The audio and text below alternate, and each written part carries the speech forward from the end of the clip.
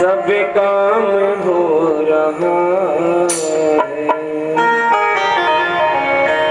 वो मेरा आपकी कृपा से सब काम हो रहा है। मेरा आपकी कृपा से सब काम हो रहा है। करते हो तुम कन्हैया, करते हो तुम कन्हैया, मेरा नाम हो रहा है। मेरा आपकी कृपा से सब काम हो रहा है। मेरा आपकी कृपा से सब काम हो रहा है। मेरा आपकी कृपा से सब काम हो रहा है। मेरा आपकी कृपा से सब काम हो रहा है।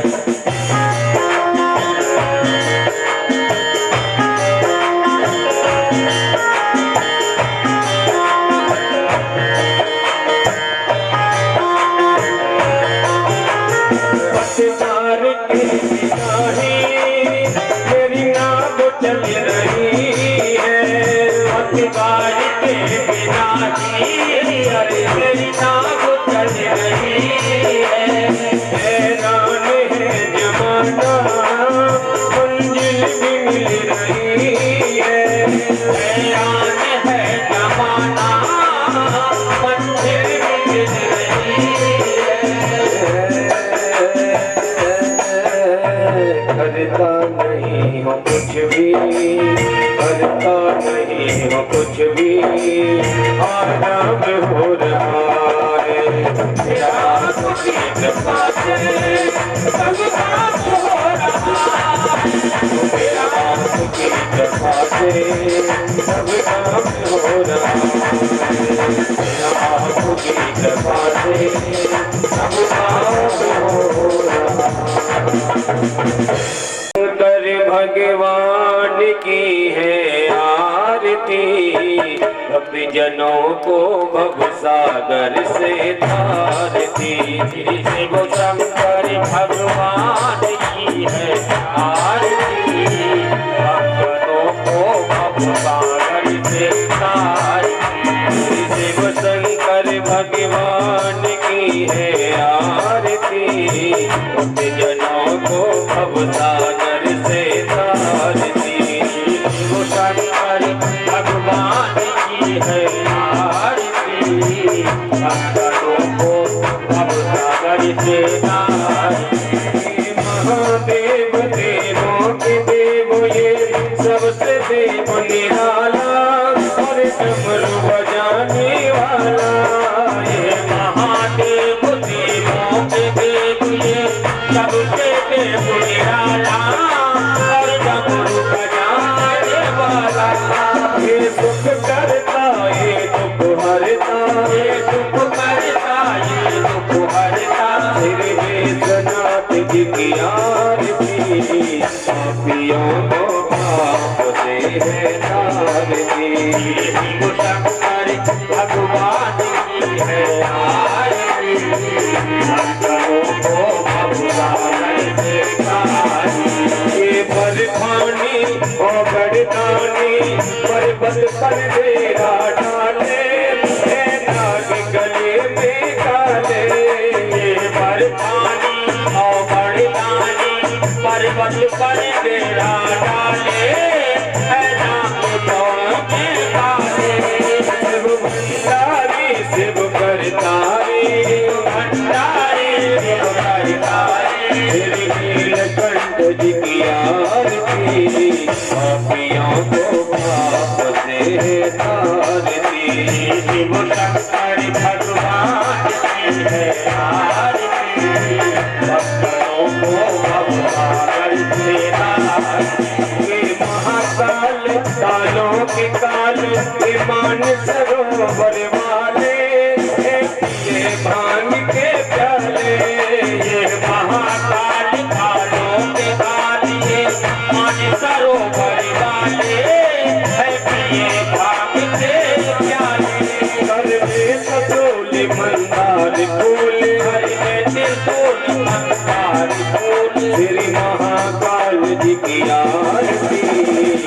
जनों को बनोते हैं आरती।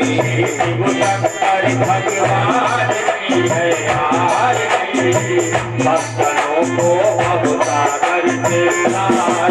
ये कैलाशी घट घट वासी मरघट में डेरा डाले, भस्म रमाने वाले। ये कैलाशी घट घट वासी मरघट में डेरा डाले, भस्म रमाने वाले।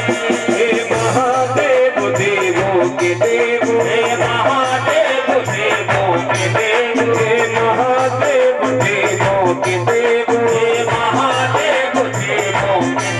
पांडव चर्चा की आरती, पापियों को पाप से तारती। शिव शंकर भगवान की है आरती,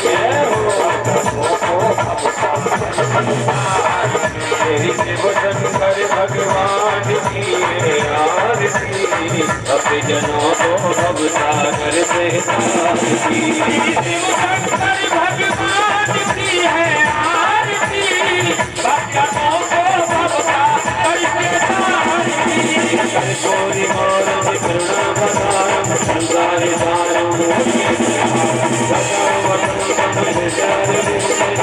भवानी तमेव माता जगदात्ममेव तमेव वन्दो तमेव तमेव वेदा जगदात्ममेव तमेव सर्वो ममदेव देव। श्रीराम मुझे फलको मया सीता समारो भवामि महादाय विचारि नमामि राम भगवन्नाथ नमामि राम तेरी शिव शंकर भगवान की है आरती, अपने जनों को भवसागर से तारती। शिव शंकर भगवान की है आरती, भक्तों को भवसागर से तारती। अपने जनों को भवसागर से तारती, अपने जनों को भवसागर से तारती। हरि ओम। जलेन शीतलीकरणं पुष्पैः देववन्दनम् आत्मा साध्याः सन्ति देवाः। हरि ओम।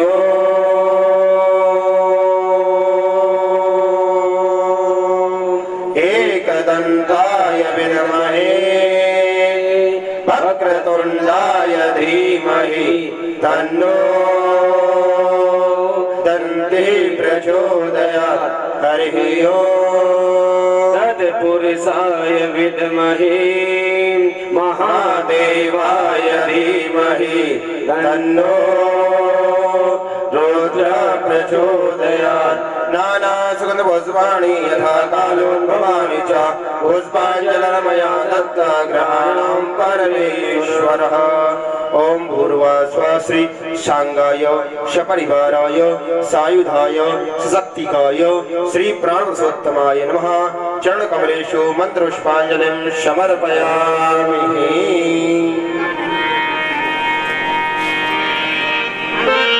नमः।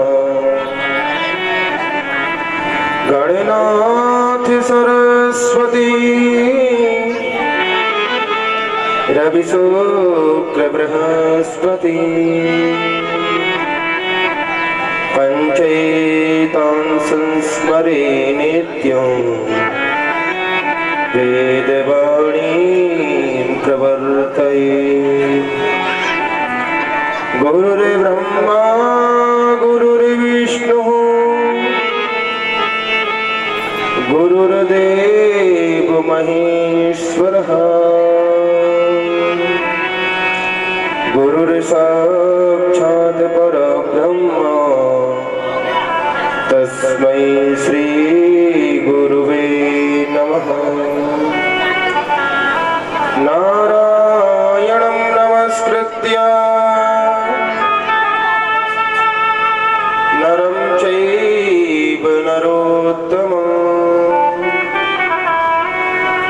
देवीं सरस्वतीं व्यासं ततो जयमुदीरये। भक्ति भक्ति भगवन्ति गुरु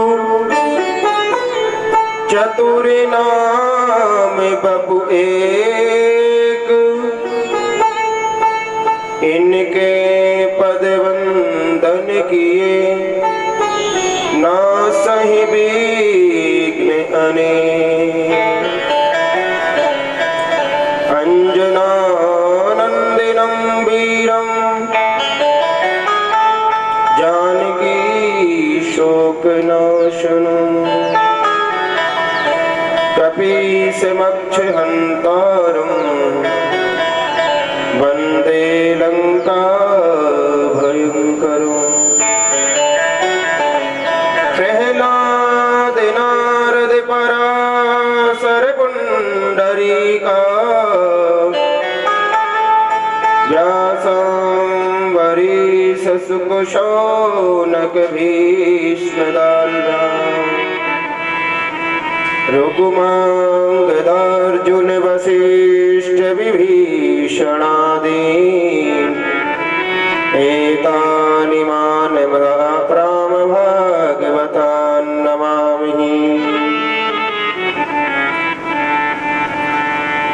ओम अकारण करुणावरुणालय भक्तिवांछा कल्पतरो तड़दक विनंदन धारी भागम वरधारी भक्त भयहारी संततिकारे मारे श्री कैलाशवासी भगवान श्याम सदा शिव एवं उनकी हृदय लागनी शक्ति का आदि जगदम्बा परमा भगवती, इनके युगल चरणार वृंदों में बार बार वंदन करते हुए हम भगवान श्याम सदा शिव की कथा में प्रवेश करने की अनुमति लेते हैं। पूर्वांचल रेवांचल से पधारे हुए सूक्ष्म रूप से ऋषि मुनि यक्ष किन्नर गंधर्व इस कथा पांडल पर उपस्थित बड़ भाग्यवती सौभाग्यवती भक्ति स्वरूपा माताएं बहनें एवं भगवान शिव के आत्मीय हमारे पितातुल हमारे भाई बंधु सभी कथा पांडल पर उपस्थित मंचस्थ हमारे आचार्यगण, हमारे सहयोगीगण एवं प्यारे संगीतज्ञ गण सभी को व्यासपीठ से हर हर महादेव। हर महादेव ऐसे ही बोलते हैं, हर हर महादेव। अच्छा, हमारे आप लोगों ने ब्रज की रासलीला ना देखी? ऐसा लगे वहाँ के जो रासलीला वाले राम भगवान और नाम दिलाने आवे ना, तो वो कहे अरे माटी के धोदाओ, शेर शेर अन्ने खाए जाओ, मटका मटका पानी पिए जाओ, और मोह के जे के नाम दे तुम्हें मुँह से है निकल रही। अरे है तो है, 31 तारीख को भंडारो है, वो तो है, इसलिए जयकारा तो आज से ही बोलना चाहिए। शंकर भगवान की बोले, पार्वती मैया की बोले, भगवान की बोले, श्री व्यास जी महाराज की। आइए कथा में प्रवेश करने से पूर्व श्री बटुक भैरवनाथ जी से हम आज्ञा लेते हैं, क्योंकि यही द्वारपाल है। कौन जाएगा कि नहीं जाएगा, द्वारपाल को मना लो, सीधी संबंध जल्दी हो जाएगा। बिना द्वारपाल को मनाए समस्या ही समस्या आएगी। वो फाइल नीचे दबाते जाएंगे तो नंबर ही नहीं आएगा। इसलिए मनाते हुए सभी को, क्योंकि ये कथा पांडाल है, पता नहीं कौन किस रूप में, कौन देव ऋषि गंधर्व किन्नर आए, कोई पता नहीं। क्यों कहा है राम कथा सुनबे को रसिया है, धावंती पटला, जो रसिक होते हैं ना, वो आकर कहीं ना कहीं किसी ना किसी रूप में बैठ जाते हैं। इसलिए सभी के युगल चरणारविंदों में बारंबार नमन करते हैं, बारंबार प्रणाम करते हैं और चलते हैं। कहाँ शरीर को यहीं छोड़ते हैं, मन रूपी हंस को उड़ाते हैं। जहाँ प्रयागराज में गंगा यमुना सरस्वती के तट पर 88,000 ऋषि मुनि इस सत्र को चला रहे हैं, इस कथा का गान कर रहे हैं और सुन रहे हैं। हम लोगों की जो सामर्थ्य क्या है, भगवान कृपा कर दे तो उन्हीं ऋषियों के मध्य में बैठ करके सुनने का प्रयास करेंगे। यहाँ रोमर ऋषि सुना रहे हैं, चलिए, लेकिन अपने मन रूपी हंस को उड़ाते हैं तो उसमें डीजल पेट्रोल की आवश्यकता पड़ती है ना भाई। गाड़ी अपनी निकालेंगे, बिना डीजल पेट्रोल की तो स्टार्ट भी नहीं होगी, तो डीजल और पेट्रोल को खर्च करते हैं कौन सा? भगवान नाम रूपी, भगवान का नाम सहारा लेकर के बस उससे ही गाड़ी चलेगी। हरे हरे महादेव काशी विश्वनाथ गंगे, हरे हरे महादेव शंभो काशी विश्वनाथ गंगे, हरे हरे महादेव काशी विश्वनाथ गंगे, हरे हरे। देखिए, अभी आज तृतीय दिवस है, आज हम लोग कितनी तृतीय दिवस में कथा प्रवेश में आनंद ले रहे हैं। अभी हमारे पास आज के अलावा 6 दिन और है, तो 6 दिनों में कुछ सीख लीजिए। सीख क्या लीजिए? गाना। जब तक भगवान के नाम को नहीं गाएंगे तो ये जिह्वा पवित्र नहीं होगी। इस जिह्वा को पवित्र करना है तो गाना सीखिए। हरे हरे महादेव शंभो काशी विश्वनाथ गंगे, हरे हरे महादेव शंभो काशी विश्वनाथ गंगे, काशी विश्वनाथ गंगे, काशी अमरनाथ शंभो, काशी विश्वनाथ गंगे, काशी अमरनाथ गंगे, हरे हरे महादेव शंभो काशी विश्वनाथ गंगे, हरे हरे महादेव शंभो काशी अमरनाथ गंगे।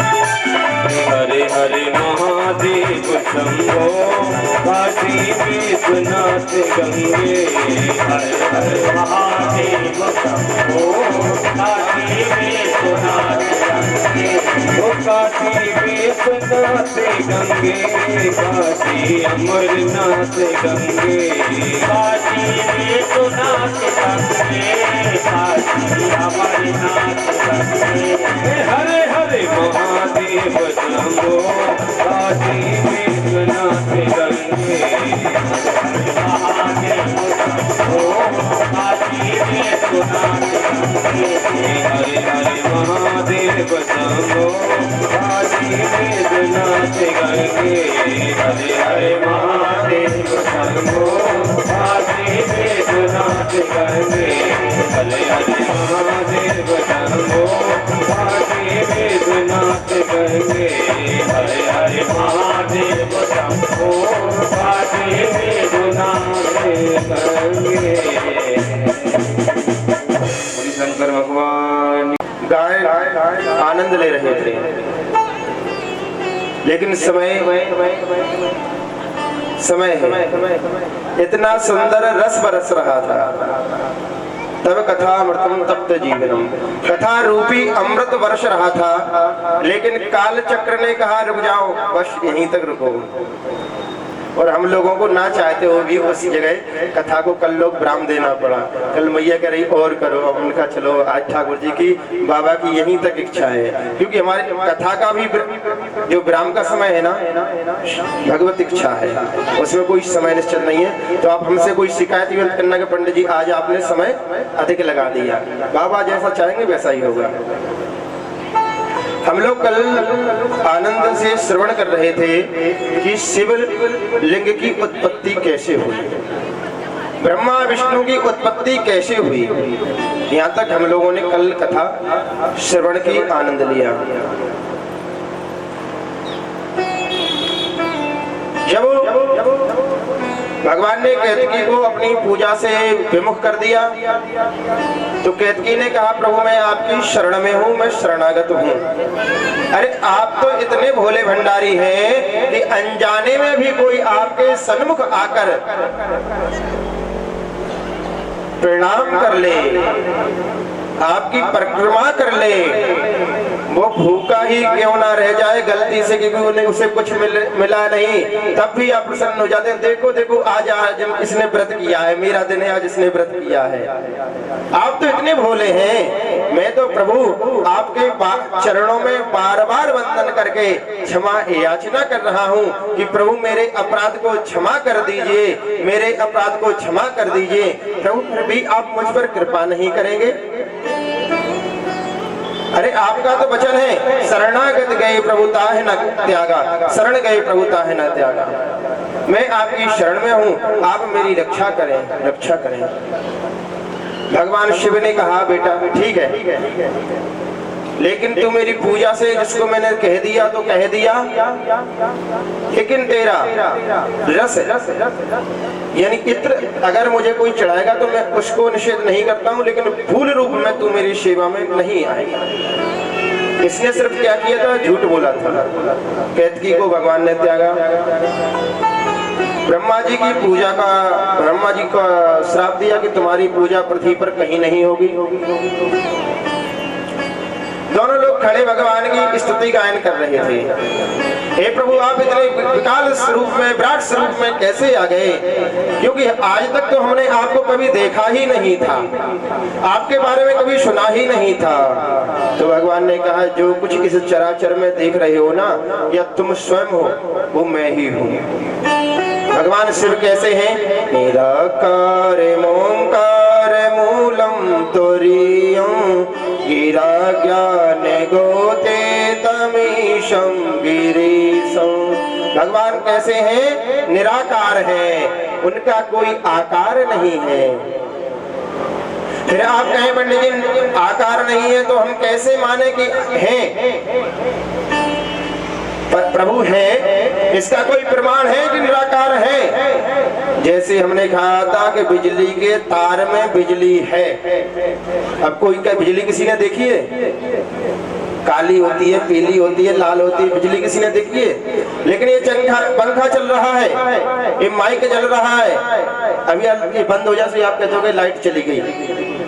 भाई तार तो वही है, तार कहीं गया है? उसमें अंदर जो शक्ति है वह बिजली है, तार कुछ नहीं कर रहा है, बिजली है, कनेक्शन जुड़ा है, इसलिए तार।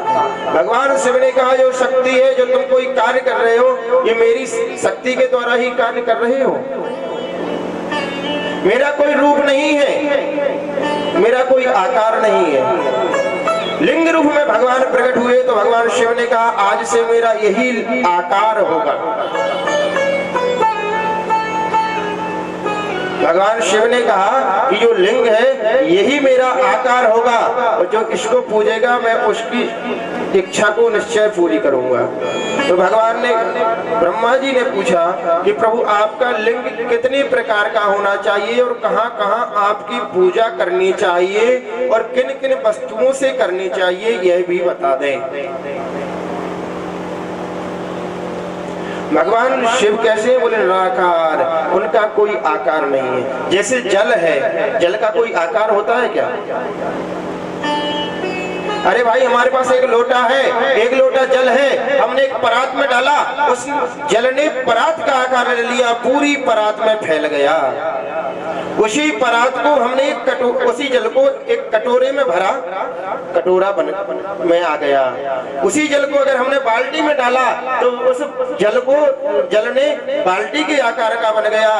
तो जल का कोई आकार नहीं है, जैसे पात्र में जाता है वैसा ही आकार ले लेता है। और उसी जल को हम जब फ्रीजर में जमा देते हैं तो पात्र को निकाल लेते हैं। अगर गिलास में आइसक्रीम जमाने वाले होते हैं ना, वो जमा देते हैं, और फिर वो जिसमें जमाते हैं उसको निकाल लेते हैं और डंडी लगा देते हैं। जब यहाँ बर्फ हमने कटोरा में बर्फ जमाया और कटोरा को निकाल लिया, बर्फ रख दिया। अब लोग कहे भाई ये जल नहीं है बर्फ है। सत्य भाई बर्फ है। अच्छा अच्छा, कोई कहे नहीं नहीं ये बर्फ नहीं है ये जल है। सत्य भाई जल ही है, जल नहीं होता तो बर्फ कहाँ से बनता। तो भगवान वो ऐसे ही है, वैसे तो उनका कोई रूप नहीं है, कोई स्वरूप नहीं है, लेकिन भक्त अपने हृदय रूपी फ्रेजर में बताता है कि प्रभु आप तो मुझे बागंबरधारी लग रहे हैं, अच्छे लगते हैं तो भगवान बागंबरधारी बन जाते हैं। कोई कहता है भोले बाबा आप तो हमको नटराज नृत्य करते हुए अच्छे लग रहे हैं तो भगवान नटराज बन जाते हैं। कोई कहता है बाबा आप तो हमें भस्म रमाए अच्छे लगते हैं तो भगवान भस्म लगा के बैठ जाते हैं। कोई कहता है प्रभु आप तो हमको समाधि में अच्छे लगते हैं तो भगवान समाधि में लग बैठ जाते हैं। भगवान कहा है, किसी संत ने गाया है, मैया भक्तन ने मोहे नाना भांति नचायो। अरे नचाने वाले कौन है?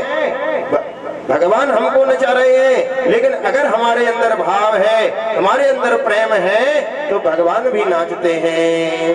और गाया भी है किसी ने, नाचे नंद लाल नचावे हरि की मैया, नाचे नंद लाल नचावे हरि की मैया, नाचे नंद लाल नचावे हरि की मैया।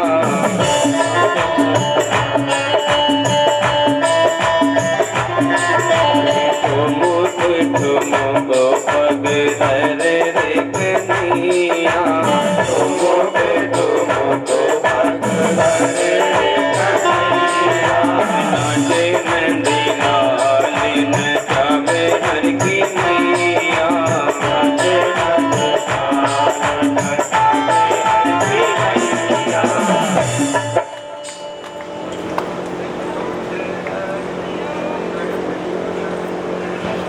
नाचे नंदलाल, यानी कहने का बस इतना ही है कि भगवान आज भी नाचने के लिए तैयार हैं, लेकिन मैया जैसी कोई ताल बजाने वाला तो हो, कहने वाला तो हो, अरे तू ऐसा कर मैं वैसा ही करूंगा।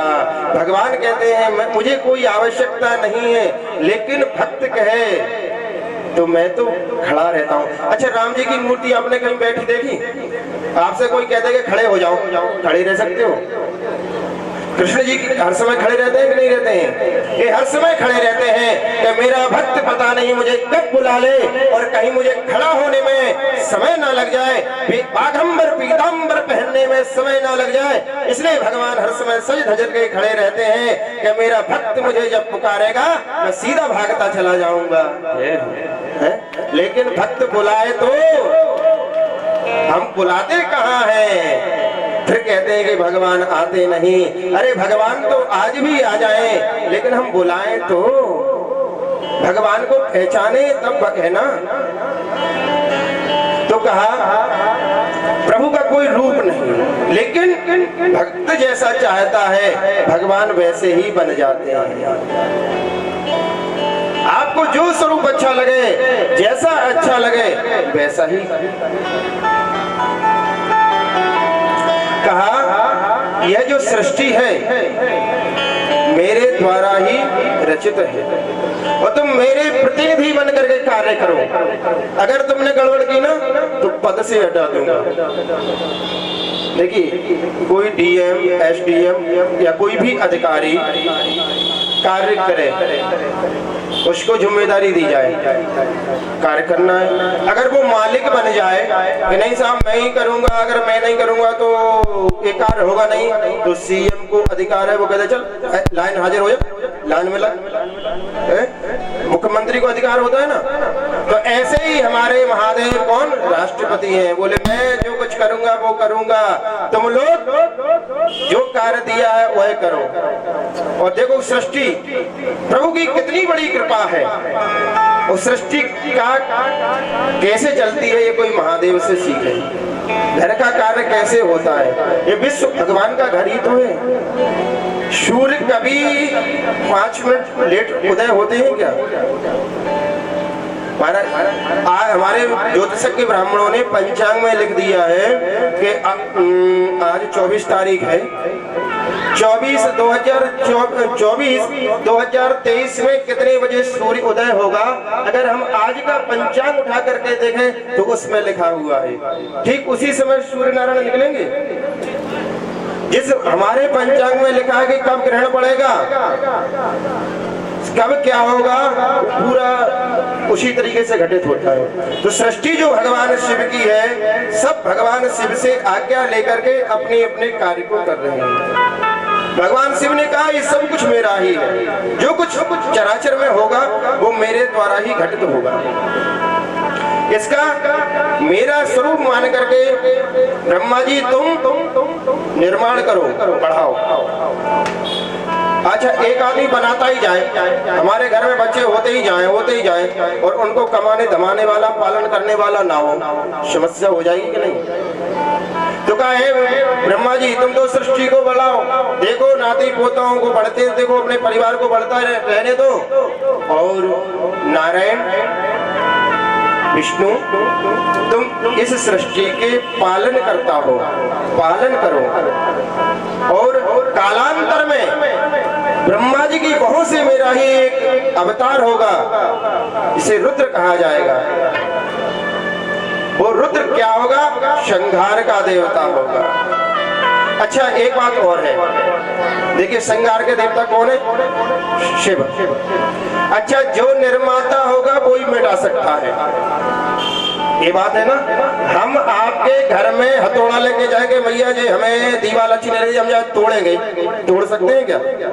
आप हमें तोड़ देंगे, कोई भी आएगा हम तोड़ देंगे कि नहीं तोड़ देंगे? तेरी हिम्मत कैसे हुई कि हमारे बिना अनुमति के हमारी दीवार में कील नहीं ठोक सकते? तो भगवान शिव ने कहा कि जब तक मैं चाहूंगा इस सृष्टि को चलाऊंगा, जिस दिन मुझे लगेगा कि अब इस सृष्टि चलाने योग्य नहीं है तो मैं इसका संहार कर दूंगा, चराचर को नष्ट कर दूंगा।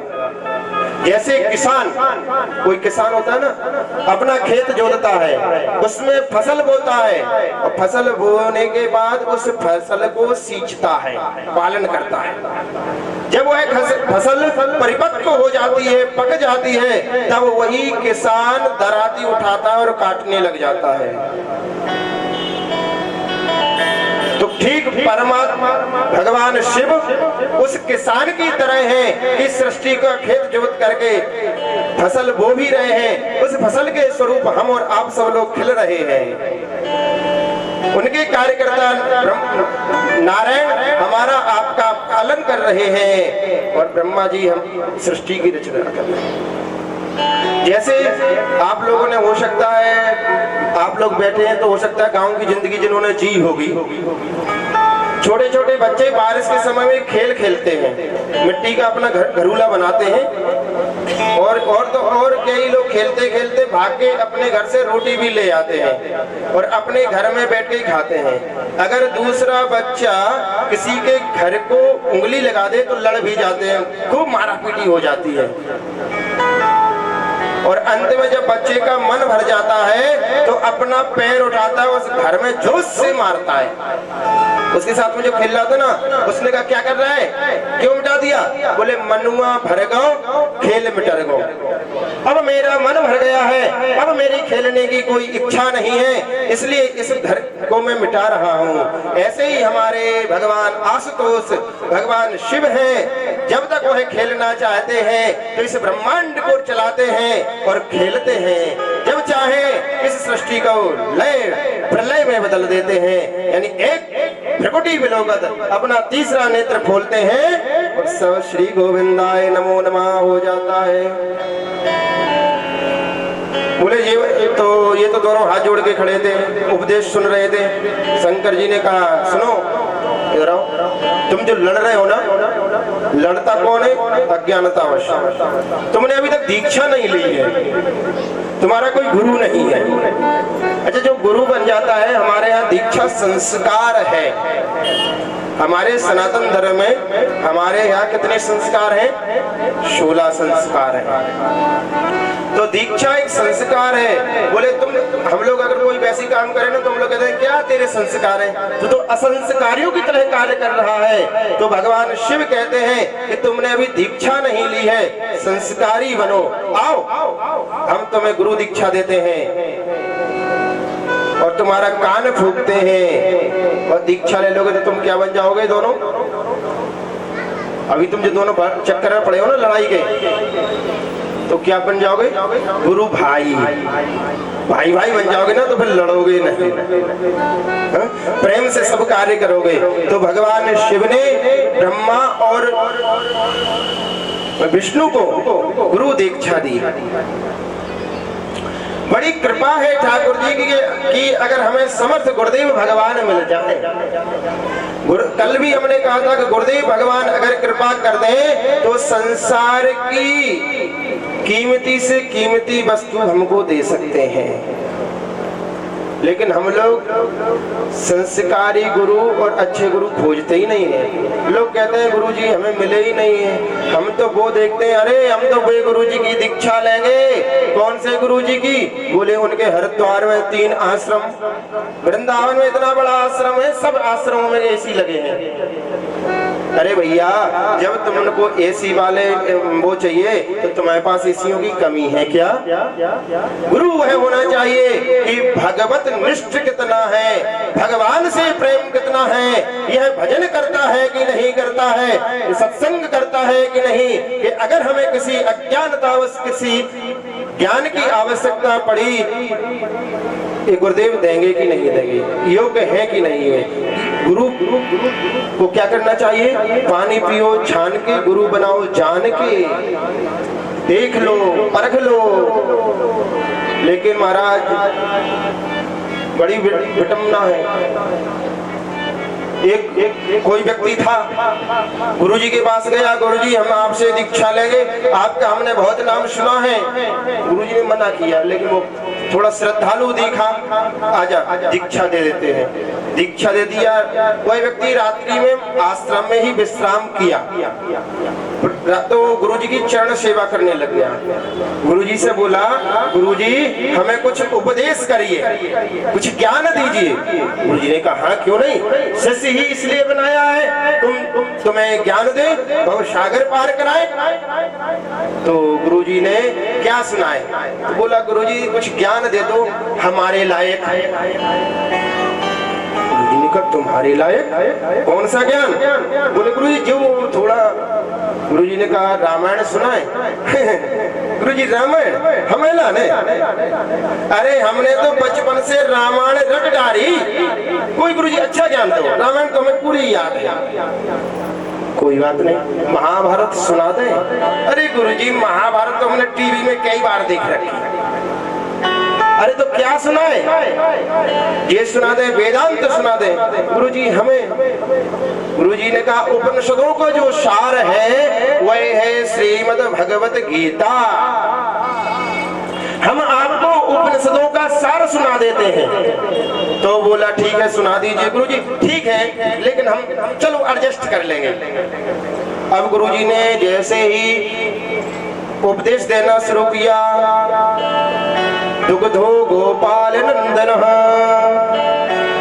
अब गुरुजी, गुरु तो गुरु होते हैं, संत तो संत होते हैं, ज्ञानी तो ज्ञानी होते हैं। अब गुरुजी ने केवल दुग्धो गोपाल नंदना इसी आधे श्लोक पर पूरी रात्रि प्रवचन किया। जब प्रातः काल ब्रह्म मुहूर्त हुआ तो बोले बेटा तुमने क्या शिक्षा ली, तुमने क्या सुना, कुछ शिक्षा ली? तो बोला गुरुजी हमने हम और शिक्षा न ले। अरे गुरुजी जो आप सुना रहे ये तो हम पहले से सब सुने बैठे थे, सब कुछ याद था। गुरुजी ने कहा सब कुछ याद था? बोले हाँ, फिर भी कुछ ही बचा हो तो वो पूछ लो, नहीं फिर हम तो अपना भजन पूजन करने जा रहे हैं, हमारा अभिषेक का, भजन का, संध्या का, हवन करने का टाइम हो रहा है, जा रहे हैं अपने नित्य क्रिया करने के लिए। बोले गुरुजी और तो सब कुछ याद आ गया, बस 2 चीज याद नहीं आए। बोले क्या? बोले आप कह रहे थे दुग्धो गोपाल नंदन, ये 2 गधा कौन थे? वो तो उपदेश कर रहे हैं दुग्धो, यह जो हमारी इंद्रियां हैं, इंद्रियों का रसपान करने वाले, दोहन करने वाले गोपाल नंदन यानी भगवान श्री कृष्ण है। हमारी जो इंद्रिय हैं, कर्मेंद्रिय, ज्ञानेंद्रिय, इनका दोहन भगवान करते हैं। लेकिन वो तो भाई ज्ञानी था। वो ज्ञानी कैसे होता है? ढाक का पत्ता। कई लोग ज्ञानी ऐसे होते हैं ना, जैसे कमल का पत्ता, ढाक का पत्ता रहेगा तो पानी में, लेकिन टिकेगी 1 बूंद नहीं है? चिकने घड़े को उल्टा रख दो, बूंद टिकेगी क्या? तो बोले प्रभु मुझे ये बताओ, सब कुछ मैंने सुन लिया, पूरा ज्ञान मैंने ले लिया, लेकिन ये 2 गधा कौन थे? गुरुजी बोले एक तू दूजे हम, जो पूरी रात तो से मूड मारो और तेरी एक पल्ले न पड़ी, और हम ये न समझ सके कि हम जिसको ज्ञान दे रहे हैं वो ज्ञान का पात्र है कि नहीं है। और एक तू जो हमारे इतने रात भर जगने के बाद, इतना गला फाड़ने के बाद भी तू कुछ समझ ना सका। तो गुरुदेव भगवान मिल जाए ये बड़ी कृपा है। अगर समर्थ गुरुदेव मिल जाए तो सब कुछ है। एक चरित्र और सुनाते हैं, भक्तमाल का चरित्र है। देखिए शिव महाप्राण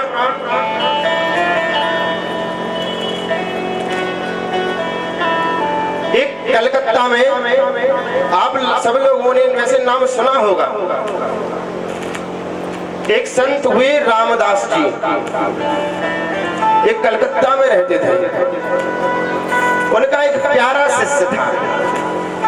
ये अपने शिष्य को लेकर के एक बार भ्रमण करते हुए श्री बनारस आ गए। जब बनारस में आए तो गंगा के तट पर बैठ करके भगवान विश्वनाथ की आराधना करने लग गए। समय आया तो अपने शिष्य से कहा कि जाओ यहाँ के प्रकांड कर्मकांडी ज्योतिषीय विद्वान हैं, उनके घर से भिक्षा लेकर के आओ। अच्छा ये भी बहुत बड़ी बात है माताओं, अगर हमारे घर पर कोई संत भिक्षा लेने आए ना तो ये समझो कि भगवान आशुतोष ने ही भेजा है। लेकिन वो आजकल तो हम निषेध किसी का कर नहीं सकते, विरोध किसी का करेंगे नहीं, क्योंकि व्यासपीठ इस बात की अनुमति देती ही नहीं है कि किसी व्यक्ति का विरोध किया जाए। लेकिन उन लोगों से ही बच के रहना चाहिए जो गेट तोड़ने वाले हो, और श्रद्धा से कर दिया जाए तो माथे में मार के चले जाए। तो कहा जाओ ब्राह्मण से उनके घर से भिक्षा लेकर के आओ, क्योंकि उनके घर का भोजन पाएंगे। भोजन भी सात्विकी अगर पाया जाए तो हमारा मन इंद्रिय भी सात्विकी ही हो जाती है।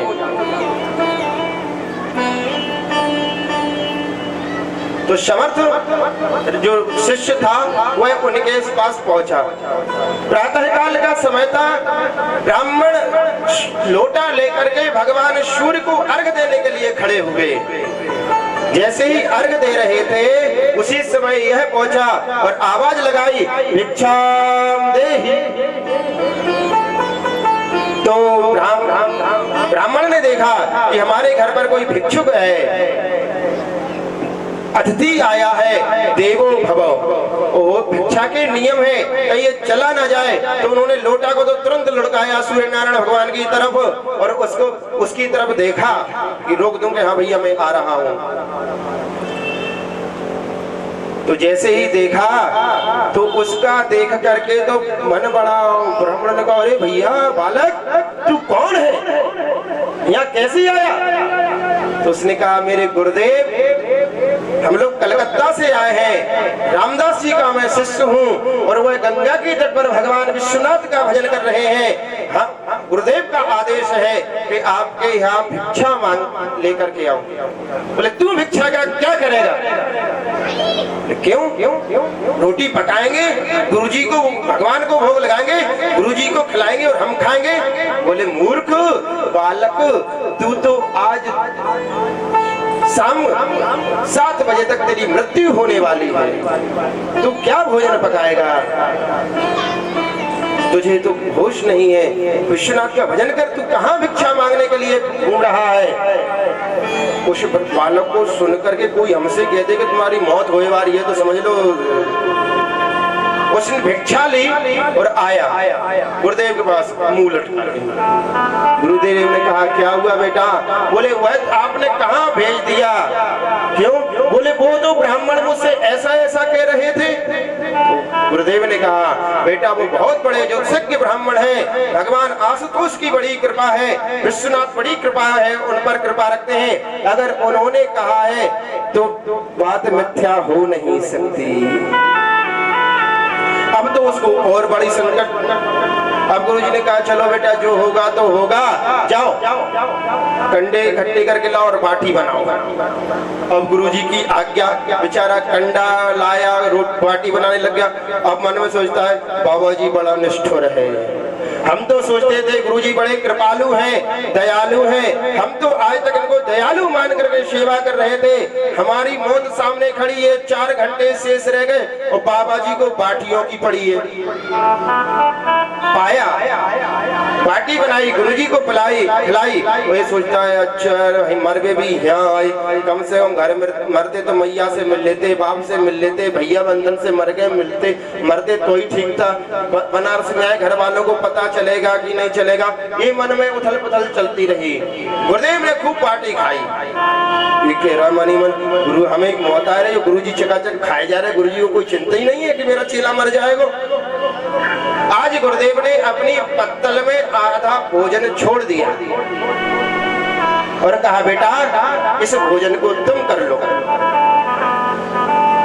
उस बालक ने भोजन किया। बोले बाबा जी मौत आ रही सामने, 2 घंटा शेष बचे और कह रहे बाटी खा लो, हम पे खबे नहीं का। मनी मन कह रहा गुरु जी से बोल तो सकता नहीं। तो गुरुदेव ने कहा खा लो बेटा, खाओ। और वहीं बैठ गए कि मुझे खाए नहीं, डर के मारे। तो उसने वो भोजन खा पाया, ये अपना विश्राम किया, भजन करने लग गए। जैसे ही समय आया इसकी उनको तो मालूम ही था कि मृत्यु का समय आने वाला है। गंगा जी में स्नान करके आए, भगवान विश्वनाथ का स्मरण किया और वहीं बालू पर लेट गए। कहे बेटा इधर आओ। क्या? आओ हमारे चरण दबाओ। अब तो उसको बड़ा कष्ट हुआ, देखो कितना निष्ठुर बाबा है। अब मौत में हमारे में आध घंटा शेष रह गया, बाबा अब भी पीछा नहीं छोड़ रहा है, सुख से मरने भी नहीं दे रहा है और कह रहा है चरण दबाओ। अब जैसे ही वह गुरुदेव भगवान के चरण पकड़ने बैठ गए, काल अपना फांस लेकर के आया और उसके सामने खड़ा है और वह देख रहा है कि मृत्यु आ गई, अब तो बाबा छोड़ दे है। लेकिन वो लेटे रहे और वो चरण पकड़े रहा, चरण दबाता रहा। महाराज भक्तमाल में लिखा है कि 2.5 घड़ी तक मृत्यु उसकी प्रतीक्षा करती रही कि यह बालक गुरुदेव के चरण छोड़ दे तो मैं इसको पकड़ के ले जाऊं। लेकिन उसने गुरुदेव के चरण पकड़े रहा तो मृत्यु को बिना उसके लिए लौट के जाना पड़ा। अगर समर्थ गुरुदेव है और समर्थ गुरुदेव की शरण अगर हमने ग्रहण कर ली है तो मृत्यु भी हमारा काल कुछ नहीं कर सकता। काल भी उसका क्या करे, जो भक्त है महाकाल का। काल क्या बिगाड़ सकता है हमारा आपका, अगर हम महाकाल की चरणों में हैं। भगवान कौन है? कालम महाकाल कालम कृपालम। अरे वही तो काल है। अरे काल को जिसने अंडा बनाकर अपने कंठ में लपेट लिया वही तो काल है। काल सर्प को ही हम लोग काल कहते हैं ना, वह काल तो भगवान ने कह दिया आजा बेटा, तू देखते रहना कौन मेरे पास आ रहा है कौन नहीं आ रहा। जो मेरे पास आए उसको छू मत लियो, नहीं बताऊंगा। जो हमारे पास है उसको ढूंढना भी नहीं पड़ेगा, डांटना हो। अच्छा आपको गुस्सा आ रही हो किसी पर डांटने के लिए और वो 2 दिन ना मिले तो गुस्सा शांत हो जाएगी ना।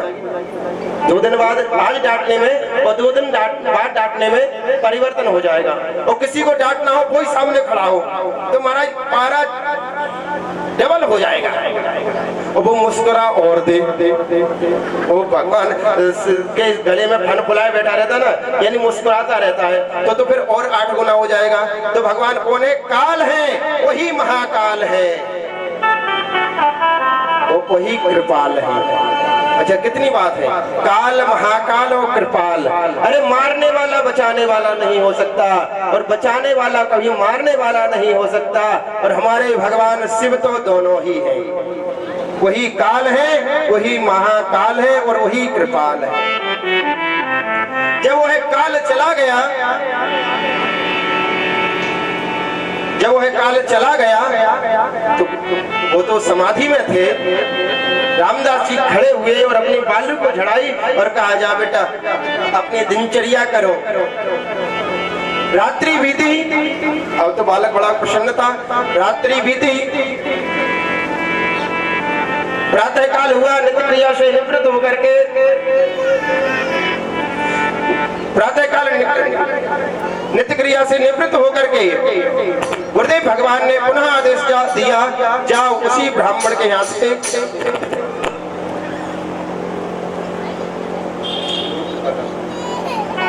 तो कहा, जा बालक, जा बालक, उसी ब्राह्मण के यहाँ से भिक्षा लेकर गया। वो जैसे ही गया तो पुनः ब्राह्मण भगवान सूर्य को अर्घ देने के लिए उद्यत थे, खड़े थे। जैसे ही उस बालक ने जाकर के आवाज लगाई, भिक्षाम देहि, तो उनके हाथ में से लोटा छूट के नीचे गिर गया और बोले, बेटे जय बता, मेरे जीवन में पहला ऐसा है कि मैंने जिससे कहा कि तुझे मरना है और वो बच गया। तू बचा, तू बता कि बचा कैसे है? बोले, मैं तो नहीं जानता कैसे बचा, लेकिन मैं अपने गुरु जी की चरणों की कृपा से बचा हूँ। ये तो मेरे गुरुदेव जाने कि मैं कैसे बचा हूँ। बोले, तेरे गुरुदेव कौन है? बोले, श्री रामदास जी। बोले, नहीं, आज से वह रामदास नहीं है, मैं बनारस का विद्वान घोषणा करता हूँ कि आज से रामदास नहीं, आज से समर्थ रामदास होंगे। आज से वह सर्व समर्थ है, जो चाहे सो कर सकते हैं। इसलिए आज से उनका भक्तमाल में समर्थ रामदास गुरुदेव के नाम से चरित्र है। तो हम लोग अपने गुरुदेव भगवान को रिझाते हैं, और कृपा भगवान शिव सबके कृपा है, सबके गुरु हैं। कृष्ण भगवान शिव कौन है? जगत गुरु है, त्रिभुवन गुरु। अच्छा, हम लोग गाते हैं श्लोक, सभी लोगों को याद है, गुरुर ब्रह्मा गुरुर विष्णु। गुरु कौन है? गुरु कौन है? और आगे कौन लाइन बोलना? गुरु किसके है? गुरुर्देवो महेश्वर, यानी महेश्वर गुरु जो है वो देवताओं के भी है। बाबा ने लिखा है, तुम त्रिभुवन, त्रिभुवन जो चराचर है, ब्रह्मांड के आप गुरु हैं। आइए तो हम गुरुदेव की शरण में चलते हैं एक प्यारे से सुंदर से भजन के साथ। गुरुदेव शरण ले कब पार लगा देना, गुरुदेव शरण ले कब पार लगा देना, गुरुदेव शरण ले कब पार लगा देना, गुरुदेव शरण लेकर अब पार लगा देना, गुरुदेव शरण लेकर अब पार लगा देना। तुम्हें भटकी रहा जग में, मैं भटकी रहा जग में, तुम राह दिखा देना, गुरुदेव शरण लेकर अब पार लगा देना।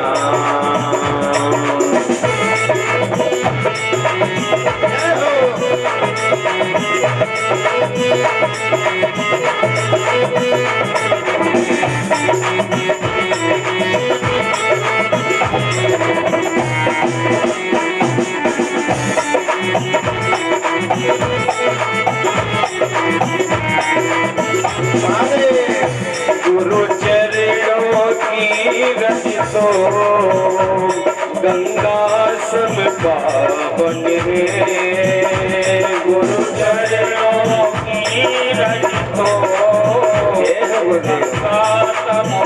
पावन है। गुरु चरणों की रज तो गंगा सम पावन है।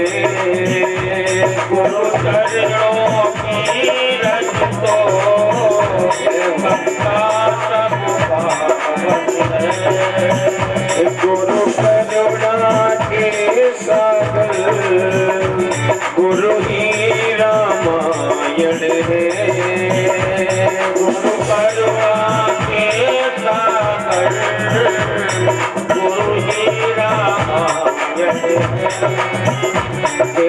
गुरु कृपा करके गुरुदेव कृपा करके मुझे अपना बना लेना।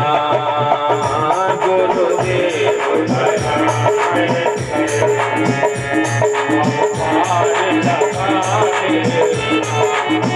गुरुदेव शरण लेकर अब पार लगा देना।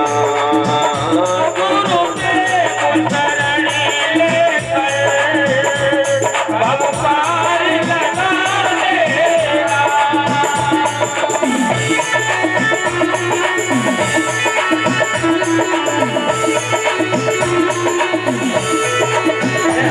महाराज की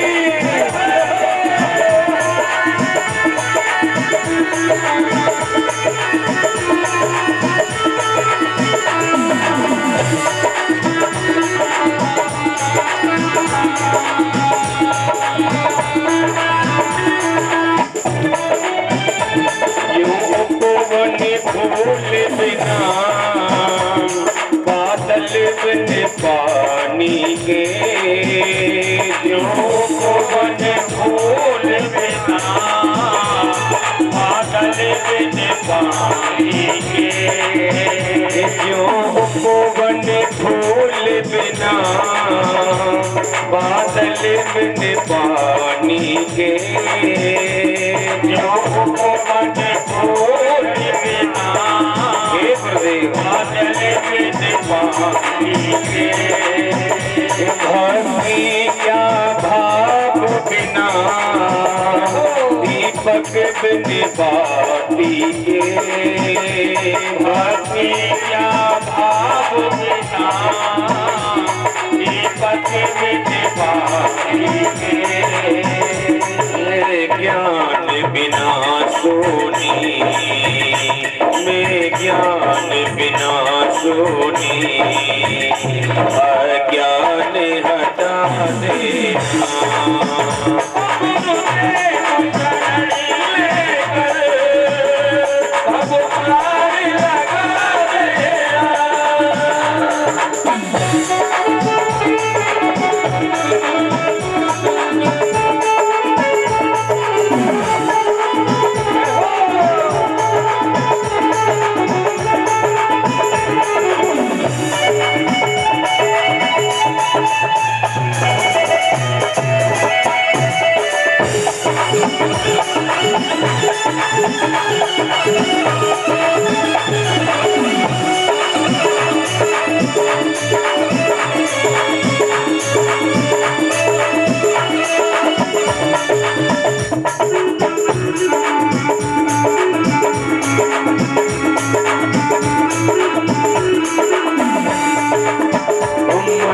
मंदिर मेला है अज्ञान घेरा है।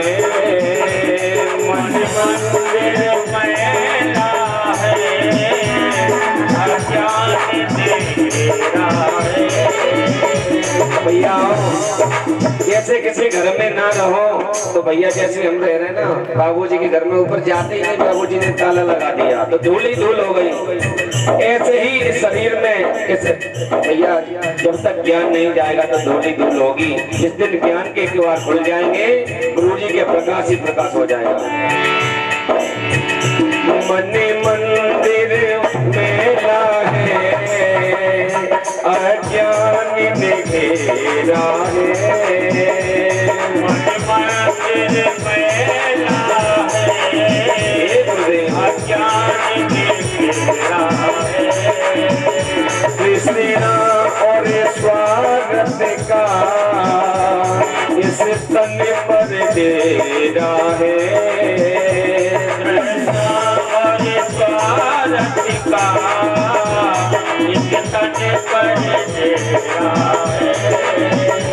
गुरु शरण पढ़ो तेरी, गुरु शरण पढ़ो तेरी, मुझे अपना बना लेना।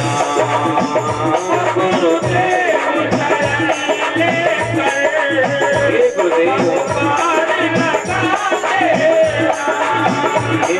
गुरुदेव शरण लेकर अब पार लगा देना। गुरुदेव शरण लेकर अब पार लगा देना।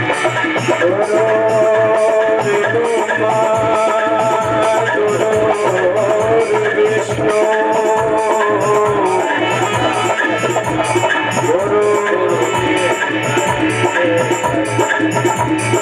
पार लगा देना। गुरुदेव शरण लेकर अब पार लगा देना। गुरुदेव शरण लेकर अब पार लगा देना। शिव ने दीक्षा दी और अपना शिष्य बना लिया। तो कहा गुरुदेव, अब ब्रह्मा और विष्णु भगवान के सामने हाथ जोड़ करके खड़े हो गए। गुरुदेव आपने दीक्षा तो दे दी, अब शिष्य को दीक्षा के बाद क्या करते हैं? दक्षिणा देते हैं। गुरुदेव अब हमारे पास हम दक्षिणा दें, लेकिन ब्रह्मा और विष्णु के पास था तो कुछ है नहीं, क्या दे? देने के लिए कुछ था नहीं। बोले प्रभु हम आपको दक्षिणा क्या दें? दक्षिणा देनी चाहिए कि नहीं देनी चाहिए? क्या देनी चाहिए? लेकिन आजकल तो दक्षिणा बड़ी समस्या है। एक चेला बड़ा खुश था, तो किसी ने पूछा भैया क्यों इतने खुश हो? बोले अच्छो भयो। बोले अच्छो भयो, अच्छो भयो जो चल बसे। बोले अच्छो भयो हमारे गुरुजी चले गए। बोले तो तू इतना दुखी खुशी क्यों हो रहे थे? गुरुजी गए तो तुझे दुख होना चाहिए, रोना चाहिए। बोले हर महीने 6 महीना में आ जाते, थाली लोटा पैसा लेना। बोले गुरुजी से जब से दीक्षा ली, जब से गुरुजी ने आती कर लिया, 6 महीना हुए गुरुजी कहे ला बेटा दक्षिणा, सरग जाओ चाहे नरक जाओ, चाहे तुम कहीं जाओ, लेकिन गुरुजी को तो पैसा दक्षिणा दे जाओ। गुरुजी को जो दक्षिणा दी है, बोले हर महीना 6 महीना में दक्षिणा लेने आ जाते, इससे आज चले गए तो पीछे तो छूटो। लेकिन जो ब्रह्मा जी ने और जो नारायण ने भगवान शिव को दीक्षा में दक्षिणा दी है, वह हम सब लोग को देना चाहिए। क्या देना चाहिए? कि भगवान शिव के चरणों में लेट करके अपने आप को ही न्यौछावर कर दिया। हे गुरुजी हम अब आज से आपकी शरणागत हैं। जब अच्छा ये बताओ, धन बड़ा है कि धनवान? धनवान बड़ा है ना। अरे जहाँ आप हो वहाँ धन तो अपने आप आ जाएगा। आप तो धन के स्वामी हैं, बैठे बैठे एक साइन कर देंगे तो चेक से ही अपने आप बैंक से पैसा निकल जाएगा। तो जब हम आपके हो गए, आप हम हमारे हो गए, तो संसार का धन लग किसके लिए रहा है? किस चीज की आवश्यकता है? तो कहा गुरुजी के लिए क्या हो? बोले गुरुजी के सामने तो मनसा वाचा कर्मणा। हे गुरुदेव आज से हम आपकी शरणागत हैं। आप सब लोगों ने रामचरितमानस पढ़ी होगी। जब वशिष्ठ जी जाने लगे तो महाराज दशरथ ने अपने सिंहासन पर बैठा दिया और कहा गुरुदेव आज से आप राज्य करो, वन को तो हम जाते हैं। तो गुरु ने कहा बेटा ठीक, इस सिंहासन के आज से अधिकारी हम, लेकिन तुम हमारा प्रतिनिधि बनकर के इस राज्य का भोग करो और प्रजा को सुख दो। गुरु को चाहिए कि शिष्य के कुछ भी ना ले, और शिष्य को चाहिए कि गुरु जी के लिए सर्वस्व न्यौछावर कर दे। आज ब्रह्मा विष्णु ने गुरु जी से दीक्षा लेकर के अपने आप को न्यौछावर कर दिया, अपने आप को समर्पित कर दिया। अब हाथ जोड़ करके प्रार्थना की, कथम लिंगम प्रतिष्ठाम्य कथम वा तस्य लक्षणों। अच्छा ये बताओ भैया, सही बताइए ईमानदारी से, बात समझ में आती है? नहीं पतो बड़ो जल्दी जल्दी बोलते चले जाओ, गंगा जैसे है कि नहीं, बारह झमाझम बारह आई बात बड़ो को छुई ना समझ गई, लेकिन आप लोग तो समझ जाओगे। क्यों? क्योंकि आप लोगों का हमारे प्रति प्रेम ही ऐसा है कि आप लोग समझ जाओगे।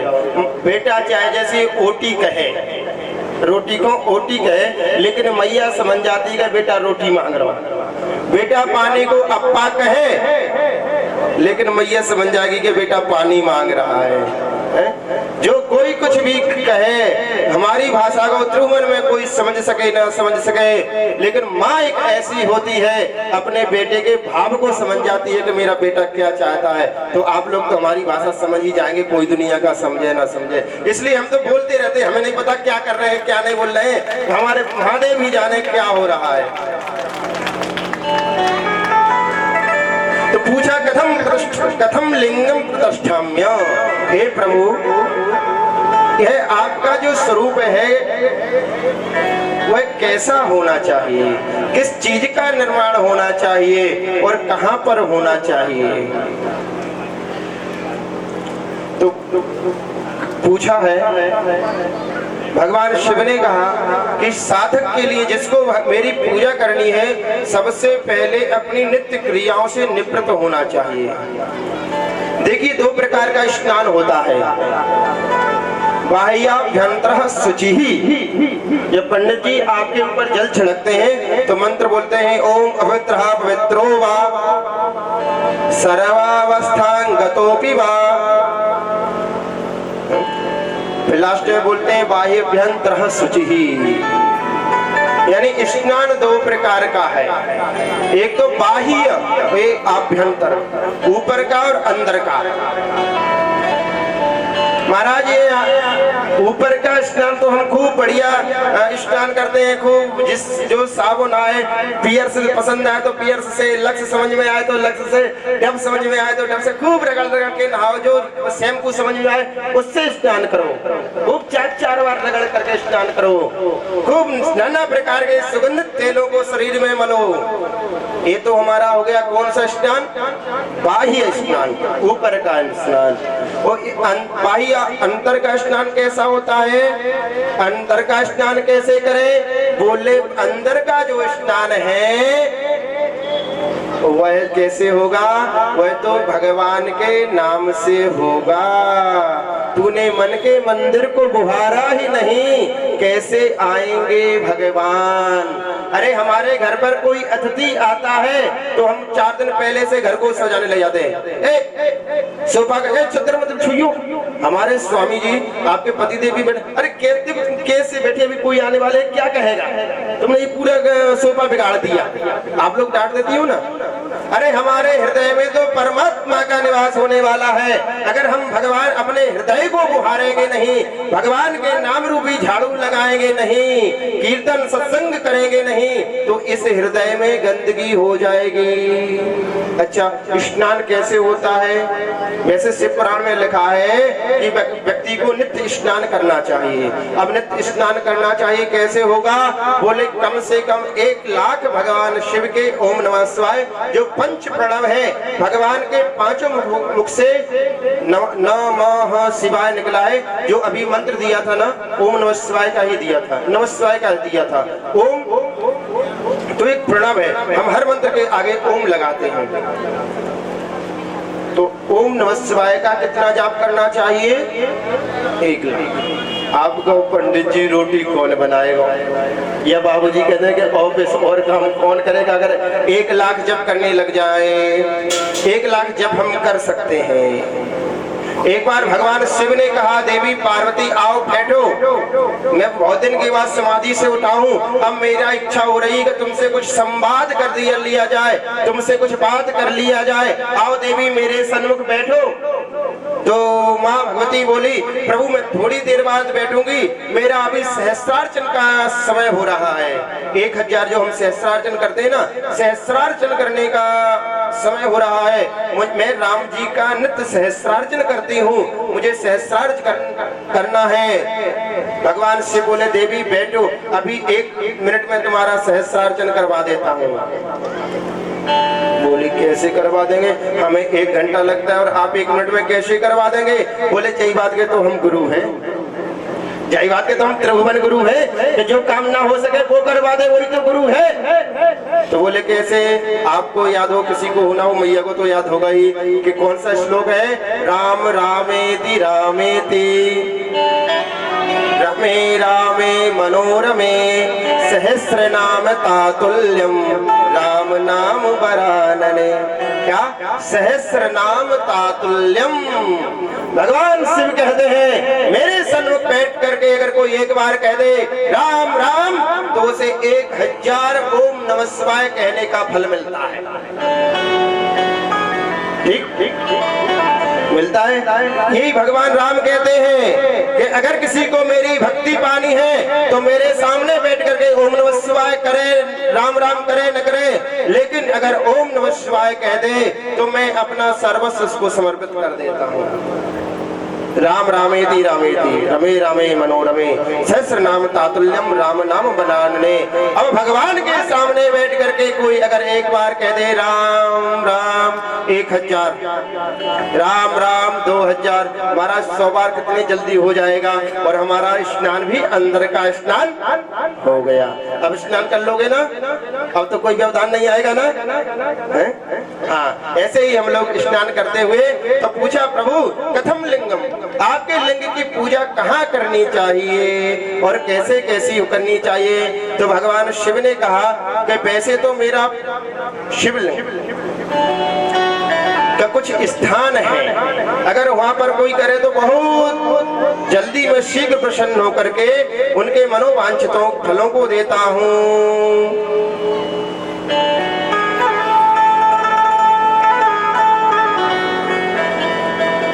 गंगाधिक नदियां हैं, गंगा यमुना सिंधु सरस्वती नर्मदा कावेरी, जो भी पुण्य नदियां हैं, इनके तट पर अगर जाकर कोई निवास करके मेरा पूजन यजन करता है तो मैं शीघ्र प्रसन्न होकर के उनके मनोवांछित फलों को देता हूँ। यहाँ तक कि कहा गया है कि नर्मदा का कंकड़ सब है शंकर।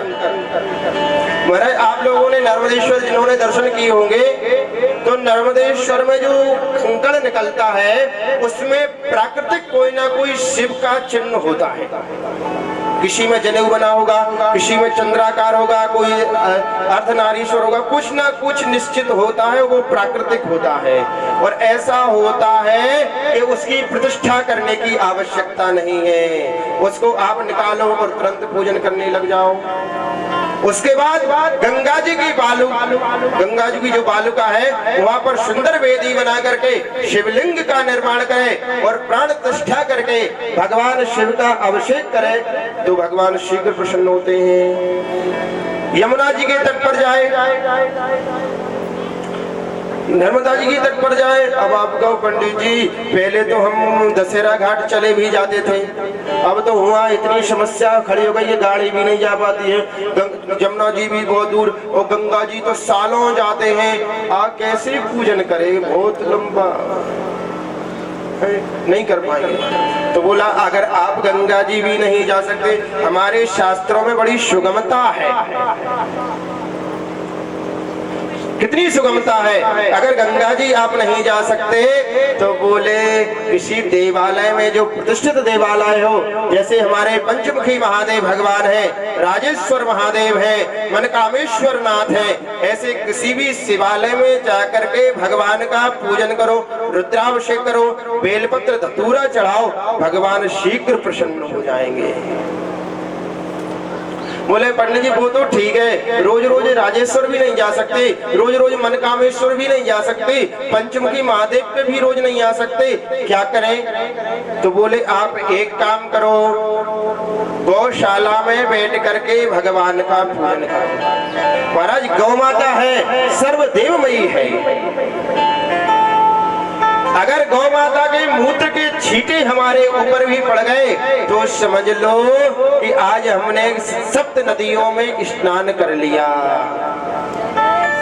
गैया मैया हमारे दरवाजे पर गोबर कर जाए तो मान लो कि हमारे क्या लक्ष्मी सभी तीर्थों ने आज कर दिया। लेकिन महाराज बड़ी विषम स्थिति हो गई है आजकल। देखो किसी को बुरा लगे तो लगे, ये यहाँ से भलाई और बुराई वाली व्यवहार वाली बात बिल्कुल नहीं चलेगी, ठीक है। आज व्यक्ति गेट बंद कॉलोनियों में रहने लग गए हैं और चौकीदार इसलिए रखते हैं कि गैया अंदर ना आ जाए। जो सर्वदेवमयी है, जो चलता फिरता तीर्थ है, उसको डंडे मारकर इसलिए भगा देते हैं गैया अंदर ना आ जाए, चौकीदार रखते हैं। और पहले जो घर पर रखते थे, देखियो रे कुत्ता ना आ जाए, पहले लोग कुत्ताओं को बाहर रखते थे, आज व्यक्ति कुत्ताओं को घरों में रख रहे हैं और गैयाओं को बाहर कर रहे हैं। पुराणों में ऐसा लिखा है और गुरुजनों के मुख से भी हमने सुना है कि जब किसी घर में बालक का जन्म होता है तो उस दिन इंद्र घबरा जाता है कि यह बालक इतने धनोपार्जन कर सकता है, इतना तप इकट्ठा कर सकता है कि मेरे इंद्रासन को छीन सकता है, मेरे सिंहासन पर बैठ सकता है। लेकिन जब वही बालक किसी कुत्ते के सामने खेलता है तो इंद्र निश्चित हो जाता है अब ये इकट्ठा नहीं कर पाएगा, अब इसने कुत्ते का स्पर्श कर लिया है, अब ये कभी इतना धन इकट्ठा नहीं कर पाएगा कि ये मेरे सिंहासन तक पहुंच जाए। इंद्र उस दिन से उससे निर्भीक हो जाता है। और भैया कोई प्रेमी हो तो माफ करियो, लेकिन हम तो कह ही देते हैं। हमने तो किसी संत के मुख से ये भी सुना है, कुत्ता मारे कुत्ता पाले ये अपने आप क्यों कह रहा हूँ, वे सब जानते हैं। हमने तो कुछ नहीं कहा, हमने तो पूछा है, आप लोगों ने अपने आप निपट लिया, आप लोगों की टेंशन आप लोग जाने। हमने नहीं कहा भैया, नहीं कोई कहे पंडित जी ने ऐसा कहा है, अगर कोई पाले हो। लेकिन ये भी वर्णन है, पुराणों में वर्णन है कि हमारे शास्त्रों में 5 प्रकार की बलि, एक और भ्रांति दूर कर देना, बलि हमारे यहाँ 5 प्रकार की होती है। पहली बलि होती है ब्राह्मण बलि, दूसरी बलि होती है गौ बलि। बुरी तरीके से देख रहा हूँ कि पंडित जी चलो नंबर अपना ही लगाओगे का। ब्राह्मण बलि, दूसरी होती है काक बलि कौआ, तीसरी होती है श्वान बलि कुत्ता, चौथी होती है मछली, पांचवी। बलि का तात्पर्य क्या होता है ये समझ लीजिए। बलि का मतलब ये नहीं होता किसी ब्राह्मण को पकड़ के लाओ और गोविंदाय नमो नमः कर दो या किसी कुत्ते को कर दो। बलि का मतलब होता है कि अपने बल के अनुसार उसको भोजन दो, जितनी उसकी सामर्थ्य है अपने बल के अनुसार उसके लिए भोजन करा दो। लेकिन लोगों ने कहा बलि का मतलब वो नहीं है। आपके अंदर सामर्थ्य है, आप अपने बल के अनुसार भोजन कराइए। आपके अंदर बल इतना है कि हम गैया को भोजन करा रहे हैं, 5 किलो भूसा देंगे, दे सकते हैं। आपके अंदर भगवान ने सामर्थ्य दी है कि हम 5 क्विंटल दे सकते हैं तो 5 क्विंटल दीजिए। आपके मन में श्रद्धा है कि हम 1 किलो मछलियों को आटा डालेंगे, आप अपने बल के अनुसार डालिए। आपकी इच्छा है कि हम तो 1 लोई डालेंगे, आप 1 लोई डालिए। आपकी इच्छा है कि हम अपने बल के अनुसार 5 ब्राह्मणों को भोजन कराएंगे, कराइए। आपके शक्ति है कि हम 1 ही ब्राह्मण भोजन करा सकते हैं तो आप 1 ही ब्राह्मण को भोजन कराइए। कुत्ते को भी भोजन कराने का बहुत पुण्य है, लेकिन घर के बाहर खूब खिलाइए। हम ये नहीं कह रहे कि मत खिलाइए, 1 को नहीं, 2 को, 10 को, 100 को, 50 को, 1000 को खिलाइए, खूब खिलाइए। जब गाय नहीं होंगी गोपाल कहाँ होंगे, जब गाय नहीं होंगी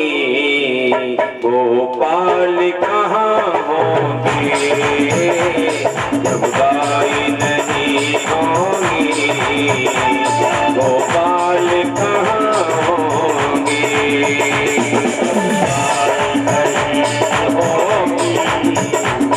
गोपाल कहाँ होंगे जब गाय नहीं होगी गोपाल कहाँ होंगे।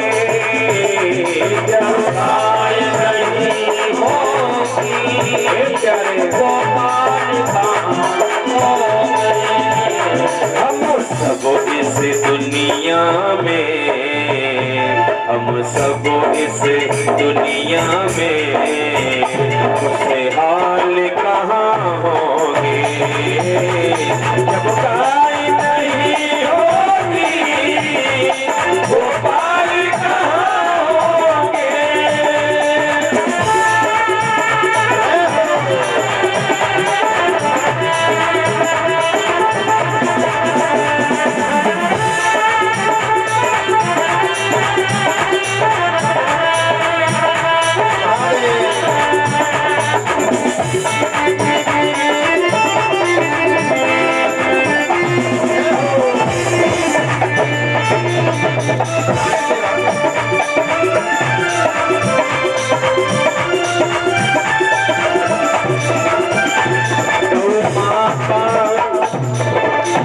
गौ माता के सींगों पर भैया मैया जो हमारी है आचार्य लोग हमारे कुछ गुरुदेव बता रहे हैं 33 करोड़ देवी देवताओं का निवास होता है उनमें। और भैया गाय पर अत्याचार कर लिया तो पूजा अर्चना करना जीवन में छोड़ दिया जाए। एक तरफ तो मंदिर में आकर के बड़ी पूजा अर्चना करते हैं, 1 घंटे समाधि में आ जाते बोले बाबा की, लेकिन गाय को कभी सम्मान नहीं दिया। जिन्होंने गाय को सम्मान नहीं दिया संसार में किसी अपने माता पिता को भी सम्मान नहीं दे सका वो, या भगवान को ही नहीं मानता भैया तो। लेकिन लोग कहते हैं रामायण को हम बहुत मानते हैं, भगवान को बहुत मानते हैं, लेकिन भगवान की नहीं मानेंगे। इसमें क्या लिखा है उनकी नहीं मानेंगे। अरे हम बहुत मानते हैं भगवान भोलेनाथ को, लेकिन भगवान भोलेनाथ ने कहा क्या है उनको नहीं मानेंगे। लेकिन भैया इतनी ही गलती कर लेते हम।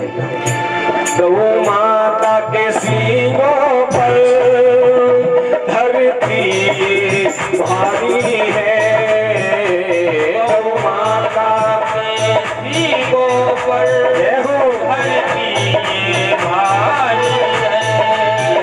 भोले शिव शंकर की तो नंदी की सवारी है, भोले शिव शंकर की नंदी पे सवारी है।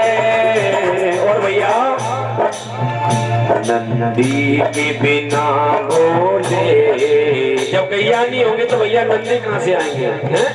इधर तो भोले बाबा का रोजाना कर रहे हो हैं? मैं देखता हूँ रोजाना ही होता है आपसे, लेकिन भैया जब गैयों को नहीं होगा तो नंदी भोले बाबा के नंदी को खूब आनंद से नहला रहे हो, लेकिन उस नंदी को कभी जीवन में जो साक्षात नंदी है उसकी सेवा नहीं करते हो, और इस नंदी की खूब सेवा कर रहे हो। क्योंकि नंदी के बिना भोले, नंदी के बिना भोले असवार कहाँ होंगे।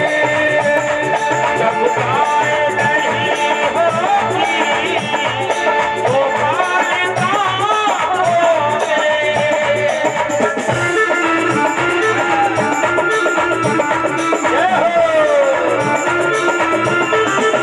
जय भोले।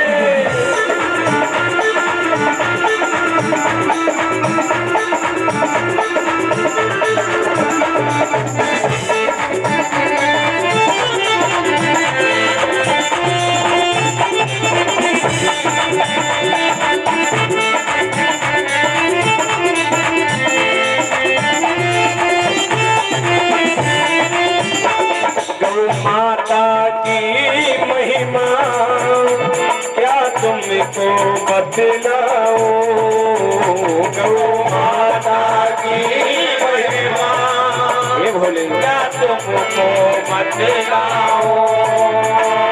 नई शक्ति है मुझ में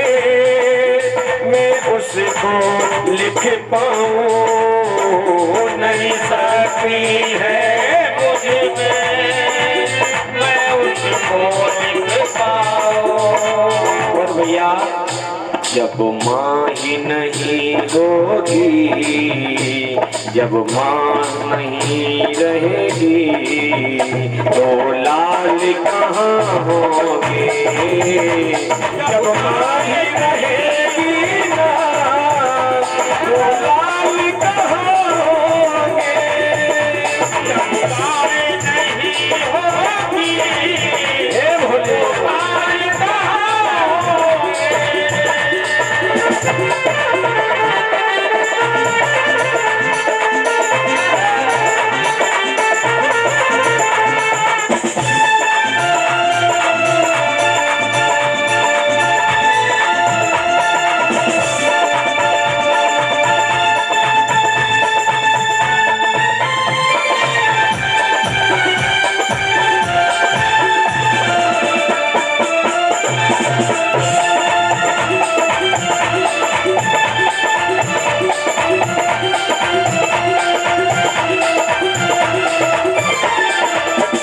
मेरे बांके बिहारी भी को जराते हैं। मेरे बांके बिहारी को जराते हैं। तो सेवा करने से गोपाल कहाते हैं। तो सेवा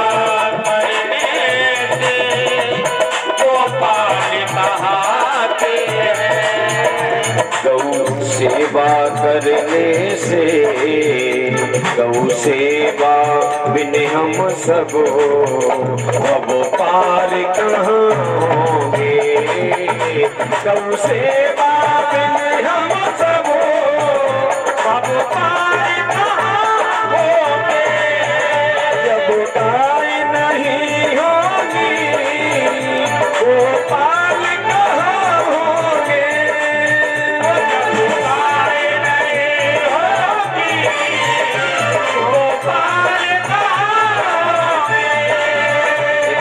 सब इस दुनिया में खुशहाल कहाँ होंगे। गाय नहीं होगी वो हाल कहाँ होंगे। गाय नहीं होगी वो हाल कहाँ होंगे। हरि ओम नमः शिवाय, हरि ओम नमः शिवाय, हरि ओम नमः शिवाय, हरि ओम नमः शिवाय, हरि ओम नमः शिवाय, हरि ओम नमः शिवाय, हरि ओम नमः शिवाय, हरि ओम नमः शिवाय। श्री राम हर हर महादेव। शंभो जय हो। बोले गौ माता की जय। तो आजकल हम ऐसी कहीं जाते हैं और ऐसी गौ माता की प्रशंसा करते हैं ना, तो लोग कहते हैं पंडित जी आजकल गौएं फसल बहुत उजाड़ रही, नुकसान बहुत करती हैं। तो हम कहते हैं भैया गैया फसल नहीं उजाड़ रही, फसल तो तुम लोग उजाड़ रहे। कैसे? अरे आप पहले हर गांव में गोचर भूमि आज भी है, पहले भी थी। बताइए गोचर भूमि किसने जोत ली? हमने की गौ माता ने। आज आप देखेंगे, आपने देखा होगा, हम कई जगह जाते हैं गांव में, लोगों ने पहाड़ियां तक नहीं छोड़ी हैं। पहाड़ियों तक को तार काट बांध करके गाड़ करके पहाड़ियों पर खेती करने लग गए। आजकल साधन बहुत है सिंचाई आदि की। अरे भैया जब आप हमारे घर में बसोगे तो हम थोड़ा बहुत तो आपको उजाड़ करेंगे कि नहीं करेंगे? तो इसलिए चाहिए, और यहाँ तक लिखा है शिव महापुराण में, श्रीमद् भागवत में, कि जो व्यक्ति गौचर भूमि को जोतता है, जो व्यक्ति गौचर भूमि पर अपना अधिकार जमाता है, उसको सहस्र सैकड़ों वर्षों तक नरकों की यातना करनी पड़ती है। इसलिए गौचर भूमि पर अपना अधिकार नहीं जमाना चाहिए। गौचर भूमि तो वह गौ माता के निमित्त है। तो कहा है कि सबसे पहले गंगा गौशाला में बैठ करके भगवान का पूजन करें, क्योंकि वह सर्व तीर्थमय है। गौशाला जो है ना सर्व तीर्थमय है। अगर आपने आपका पंडित जी, वैसे पहले घर पे ही गौशाला होती थी, आजकल अब पंडित जी गैया है ना, गैया बांध पे घर जगह ना, 2 घर को तो हम पे मकान है 2 कमरे का, अब गैया काम आने तो किसी भी गौशाला में जा करके भजन कर सकते हैं। अगर गौशाला के निमित्त पूजन नहीं कर सकते, गौशाला में जा करके भी नहीं कर सकते, तो किसी वृक्ष के नीचे, बेलपत्र के वृक्ष के नीचे बैठ करके भगवान शिव के पूजन कर लीजिए। अब आपका अगर पंडित जी अरे बेलपत्र भी आजकल कहाँ जाएं, बेलपत्र भी दूर दूर है, और पता पड़ो आदि सामग्री घर पर रह गई, 4 चक्कर कौन लगाएगा। जब तक हम बेलपत्र के पेड़ के नीचे जाएंगे, पता पड़ा घर कोई साफ कर ले जाएगा, तो क्या करें। तो कहा है कि आप अपने घर में देवालय में भी भगवान का पूजन कर लीजिए। एक आले में बैठाते हैं, वहां पर भी भगवान का पूजन कर लीजिए। अरे पंडित जी इतना टाइम किसके पास है, ऑफिस का टाइम 9 बजे हो जाता है, अब देवालय में भी बैठने के लिए हमारे पास समय कहाँ है। तो यहाँ तक कि शिवलिंग में लिखा है कि आप अपने अंगूठे पर, हमारा जो बाएं हाथ का अंगूठा है ना, बाएं हाथ के अंगूठे पर शिवलिंग का प्रमाण मान करके, आपको कहीं गंगा जी नदी में जाना हो, पंडित जी न बोले प्रतिष्ठा कराने के लिए शंकर जी की, तो क्या करें, बोले हमारे बाएं हाथ के अंगूठे को लेकर के सीधे हाथ से सामग्री चढ़ाते जाइए। लोग कोई पागल कहेंगे कि जी क्या कर रहा है, अपने हाथ पे चढ़ रहा है। लोगों की परवाह मत करो, कौन क्या करेगा। आज तक किसी ने छोड़ा है किसी को। आप अच्छा कर लो या गलत कर लो, जैसा कर लो कहने वाले कह लेंगे, इसलिए किसी की परवाह मत करो। निजानंद मस्ती में मैं झूमता हूँ, अपनी मस्ती किसी के कहने से मत बदलो। चलते चलो, रास्ता अपने आप बदलती जाएंगी, तुम मत बदलो, रास्ता बदलती जाएंगे। तो अपने बाएं हाथ के अंगूठे पर भी हम भगवान शिव के पूजन कर सकते हैं। बताइए इससे ज्यादा सुगमता किस और कहीं मिलेगी। और यहाँ तक लिखा है कि आप अंगूठे को शर्म लगे भैया, हम और हमारा किसी दुर्घटना बस, जैसा भगवान ऐसा न करे, ठीक है। किसी दुर्घटना पर किसी का बाएं अंगूठा चला गया, कई लोगों का होता है जब बाएं अंगूठा ही नहीं है तो पूजा किसकी करें, पूजा न करें क्या। तो कहा है आत्मा तुम, भगवान शिव हमारी आत्मा है। अच्छा कितने लोग जानते हैं कि भगवान हमारे अंदर बैठे हैं, हाथ खड़ा करना। कई तो मैया ज्यादा बतावे लाना दोनों कर रही है। अच्छा आपको विश्वास है कि आत्मा है हमारे अंदर है?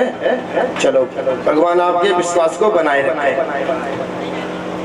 आत्मा कैसा है, बोले आत्मा तुम, भगवान शिव ही तो इस शरीर में विद्यमान है। अच्छा जब तक इस शरीर में भगवान शिव बैठे हैं तभी तक ये शरीर है। जिस समय इस शरीर से शिव उठ जाएंगे तो क्या हो जाएगा, शिव हट गए, पीछे की मात्रा जो शिव पर लगी है, जो मात्रा हटी, फिर क्या बचता है, सब। यह शरीर जब तक है, जब तक इसमें शिव बैठे हैं, जिस दिन शिव खड़े होते हैं और आगे बढ़ जाते हैं, फिर तो घर वाले भी कहते हैं चलो भैया बहुत देर है गई, ले चलो। इसलिए अपने अंदर बैठे हुए शिव को अगर स्थान देना है तो कुछ करते रहो। लोग कहा तो भगवान सामने खड़े हो गए, बोले मैं तेरे अंदर हूँ, यहाँ तो सही है, लेकिन एक बात और है, मैं अकेला कहीं नहीं रहता।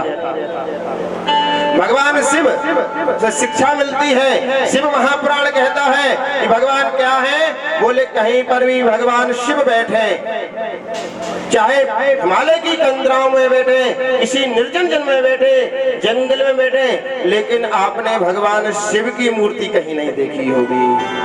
भगवान जहाँ बैठे होंगे माँ भगवती बैठी होगी, बगल में गणेश जी बैठे होंगे, कार्तिकेय बैठे होंगे, नंदी होंगे। यानी भगवान शिव कहते हैं कि जहाँ मैं बैठता हूँ मेरा परिवार मेरे साथ में ही रहता है, मैं अपने परिवार से अलग नहीं रहता। तो कहा ठीक है प्रभु, हमारे पास व्यवस्था बहुत है, हम अपने आपके परिवार को झेल जाएंगे, बहुत बड़ा मकान है, आ जाओ। कहा? बोले आत्मा तुम कलयुग के व्यक्ति के चक्कर में पड़ गए भगवान, देखना हम लोग कैसे बुद्धिमान है। हमने कहा, भगवान ने कहा पूजा कर, तो कहता है पूजा ही तो करता हूँ, और मैं करता क्या हूँ, 24 घंटा करता हूँ। भगवान ने कहा तेरी 24 घंटा, थोड़ा बहुत समय नहीं निकलता? बोले नहीं, 24 घंटा पूजा। बोले आत्मा तुम? बोले मेरी आत्मा आप हैं। बोले ठीक है, अब पार्वती के बिना हमारा मन नहीं लगता। तो बोले गिरजा मति, मति यानी बुद्धि, और जो मति है वही तो आपकी श्रीमती है, हमारी बुद्धि आपकी श्रीमती। तो आत्मा तुम गिरजा मति, यानी गिरजा जो पार्वती है वह आपकी पत्नी है। भगवान शिव ने कहा ठीक है, लेकिन मेरे नाग देवता और नादिया भी साथ में है, मेरे गण सेवक मेरे साथ में रहते हैं। बोले ठीक है प्रभु, कोई बात नहीं। आत्मा तुम गिरजा मति प्राणम शरीरम ग्रहम, आप मेरे शरीर को ही अपना घर बना लीजिए। बोले शरीरम ग्रहम सहचरा, जो मेरे हाथ है पैर है ये आपकी सेवा करेंगे इस शरीर की, तो आपके सेवक हो गए, सहचर हो गए। आप एक हाथ में गणेश जी को दे दीजिए, बैठा दीजिए, एक हाथ में कार्तिकेय जी को, चरणों में नंदी भृंगी श्रृंगी आदि जो है सब बैठ जाएंगे, आपके गण हो गए। अब भगवान ने कहा ठीक है, हम आ जाएंगे, बैठ जाएंगे, लेकिन कुछ व्यवस्था करनी पड़ेगी। देखो यहाँ आप लोग बैठे हैं ना, तो कुछ व्यवस्था तो करनी पड़ी है ना। अगर हम भगवान शिव को अपने हृदय में बिठा लेंगे तो उनके लिए कुछ व्यवस्थाएं तो करनी पड़ेगी, बिना व्यवस्था के हम लोग अधिक रुक नहीं सकते। तो बोले ठीक है, व्यवस्था क्या किया जाए? भगवान ने कहा कुछ पूजा कर, कुछ जप कर, कुछ तप कर। लेकिन कलयुग का व्यक्ति था, बड़ा बुद्धिमान था, उसने लगाई अपनी युक्ति, चाबी घुमाई। बोले प्रभु वैसे मैं एक बात बताऊं आपको, दिन भर पूजा ही तो करता हूं, और करता क्या? भगवान ने कहा अच्छा, दिन भर पूजा करता है, मुझे को पागल बना रहा है। विषयों पे भोग रचना निद्रा समाधि स्थिति। बोले प्रभु मैं जो नाना प्रकार के विषयों में भटकता रहता हूँ, कभी दुकान जाता हूँ, कभी मकान जाता हूँ, कभी फैक्ट्री जाता हूँ, कभी धन लाता हूँ, कभी देता हूँ, एक क्या करता हूँ, यही तो आपकी पूजा है। भगवान बोले कैसे? बोले प्रभु अगर बेलपत्र लेवे जाएं, फूल माला लेवे जाएं, तो क्या बिना धन की आ जाएंगे? किसी माली के दुकान पर जाओगे तो भैया भगवान की पूजा करनी है, एक दियो माला, तो कहे ला 150 वाली है, 300 वाली दूं, 150 वाली दूं, 50 वाली दूं, और धन ना होगा तो भैया कैसे ले लूंगा? तो मैं जो धन कमाता हूँ उससे आपकी पूजा होगी। भगवान ने कहा ये ठीक है, लेकिन कुछ दिन समाधि लगा ले। भगवान ने कहा बेटा हम भी तो फंसा के मानेंगे, समाधि लगा। समाधि लगाएंगे तो बैठेंगे ना, और भगवान का अपने हृदय में ध्यान करो, समाधि लगाओ। तो ये कहता है प्रभु मैं निरंतर समाधि में ही रहता हूँ और करता हूँ क्या? भगवान ने कहा कब लगाता है? बोले नेत्रा समाधि स्थिति ही। प्रभु जब मैं सोचता हूँ तो वही तो आपकी समाधि है। वैसे सत्यता है कि जो हम सोते हैं ना वह समाधि होती है। अच्छा जब हम कितने भी थके हों, 1 घंटे सो लें तो हम चार्ज हो जाते हैं ना, हमारे शरीर में शक्ति आ जाती है ना। अब आप कहोगे भैया वो शक्ति सोने ही से क्यों आई, बैठ के क्यों नहीं आई? उसी बिस्तर पर हम 2-4 घंटे से लेटे थे, कुछ काम नहीं कर रहे थे, बढ़िया एसी चल रही थी और लेटे थे, लेटे लेटे हमारे शक्ति में ऊर्जा का संचार क्यों नहीं हुआ? अरे जब हम विश्राम में चले जाते हैं तो उस समय सो जाते हैं, उस समय हमारी जीवात्मा और परमात्मा का मिलन होता है, और वो जीवात्मा से कहते हैं अरे बाप रे तू क्या कर रहा हो, भगवान का भजन कर ले, थोड़ा बहुत यजन कर ले, क्योंकि जीवात्मा और परमात्मा नित्य सखा है महाराज, इनका मिलन नित्य होता है। और ये हमारी समाधि हो भी जाए। अच्छा पूरी रात सोने की समाधि कैसे लगे बताएं? शिव पुराण में महाराज सब उपाय हैं। पहले आपने देखा होगा, आज हम लोग लोग शरीर से कम दिमाग से श्रम अधिक करते हैं। पहले हमारे बड़े बूढ़े महाराज दिन भर खेती का काम करते थे, व्यापार का इतना काम करके हार थक करके आते थे और भोजन करके जब विश्राम करने जाते थे तो अपनी सैया पर लेटने से पहले 2 मिनट भगवान का ध्यान लगाते थे और भगवान को याद करते हुए श्री राम जय राम जय जय राम, श्री राम जय राम जय जय राम, श्री राम जय राम जय जय राम, ओम नमः शिवाय, श्रीमन नारायण का ध्यान लगाते और क्षमा और सो जाते हैं। और जब प्रातः काल उठते थे तो कहते थे राम राम कहो भैया, राम राम कहो। यानी जब हम सोए थे तब राम राम कह करके सोए थे और जब गए तब राम का नाम स्मरण किया। तो जो बीच का समय है वो भगवान के अच्छा एक एंटीबायोटिक दवा और दे देते हैं। कई मैया बड़ी परेशान है, सुबह सुबह से पंडित जी स्वप्न बहुत आते हैं और कई बार तो हमें पूजा ही करने में सुबह अभिषेक में आ जाएंगे हमें, अरे पंडित जी आज हमने स्वप्न में ये देखा। तो हम कहते हैं जैसा चिंतन होता है वैसा ही आप आजमा लेना। आप रात्रि में गिरिराज जी को स्मरण करते हुए सोना तो आपको गिरिराज जी रात्रि में एक दिन दर्शन नहीं देंगे, 2 दिन दर्शन नहीं देंगे, 3 दिन दर्शन नहीं देंगे, एक ना एक दिन तो दर्शन दे ही देंगे। आप नारायण को, शिव को, जिनको सोचना है याद करते हुए स्मरण करिए तो भगवान दर्शन देंगे। तो मृतिका की सुंदर गंगा जी की बालू के शिवलिंग का निर्माण करके पूजन किया जाए, भगवान शीघ्र प्रसन्न होते हैं। अब अगर किस कोई गंगा जी नहीं जा पाया, वो गंगा जी की बालू समाप्त हो गई, अब भैया बालू भी नहीं है, गंगा जी जा नहीं पा रहे तो पूजा का विराम कर दें, क्या करें? बोले स्वर्ण के शंकर जी बनवा लीजिए, सोने के शंकर जी। अब स्वर्ण शंकर जी का प्रमाण क्या है? बोले दशांगुलम्मा, महाराज 10 अंगुल तक का गृहस्थी को पूजन करने का विधान है। 10 अंगुल के का हम मूर्ति की घर में पूजन कर सकते हैं। पंडित जी एक अंगूठी बनवाने हो तो है, मंगलसूत्र बनवाने हो तो, एक पेंडल लेने हो तो, एक चेन लेनी होती है, तो इतने दिन खर्चा कर बचाना पड़ता है तब तो हम ये चीज खरीद पाते हैं। और आप शंकर जी की कह रहे वो भी ठीक है, अब 10 अंगुल का और बनवाए तो फिर शंकर जी बनवा पाएंगे हम, और क्या करें? कोठी भी बनानी है, बच्चों के ब्याह भी करना है, बच्चे पढ़ाना भी है, क्या करेंगे? बोले आप अगर नहीं बनवा सकते हैं तो चांदी के बनवा लीजिए। पंडित जी चांदी भी बहुत महंगी है, तो पाषाण यानी लोहे के भी बनवा लीजिए। तांबा पीतल किसी भी धातु के, आप सप्त धातु के में से किसी के भी बनवा लीजिए, भगवान शिव की पूजा कर सकते हैं, यहाँ किसी का निषेध नहीं है। बैठ करके भगवान का पूजन करें। अब पूजन कैसा करें? पूजा की भी वैसे तो लोग कहते हैं 3 प्रकार की पूजा है, छोटी बड़ी मझोल, जब जैसी तब तैसी दे खोल। हमारी मैया कहते हैं पंडित जी पूजा छोटी बड़ी मझोल, जब जैसी तब तैसी दे खोल, जैसा समय हो वैसी पूजा कर लो।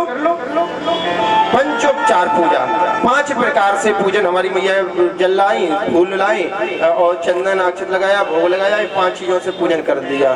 दूसरी पूजा का विधान है षोडशोपचार, उसमें 16 चीजें होती हैं। 16 प्रकार का होता है।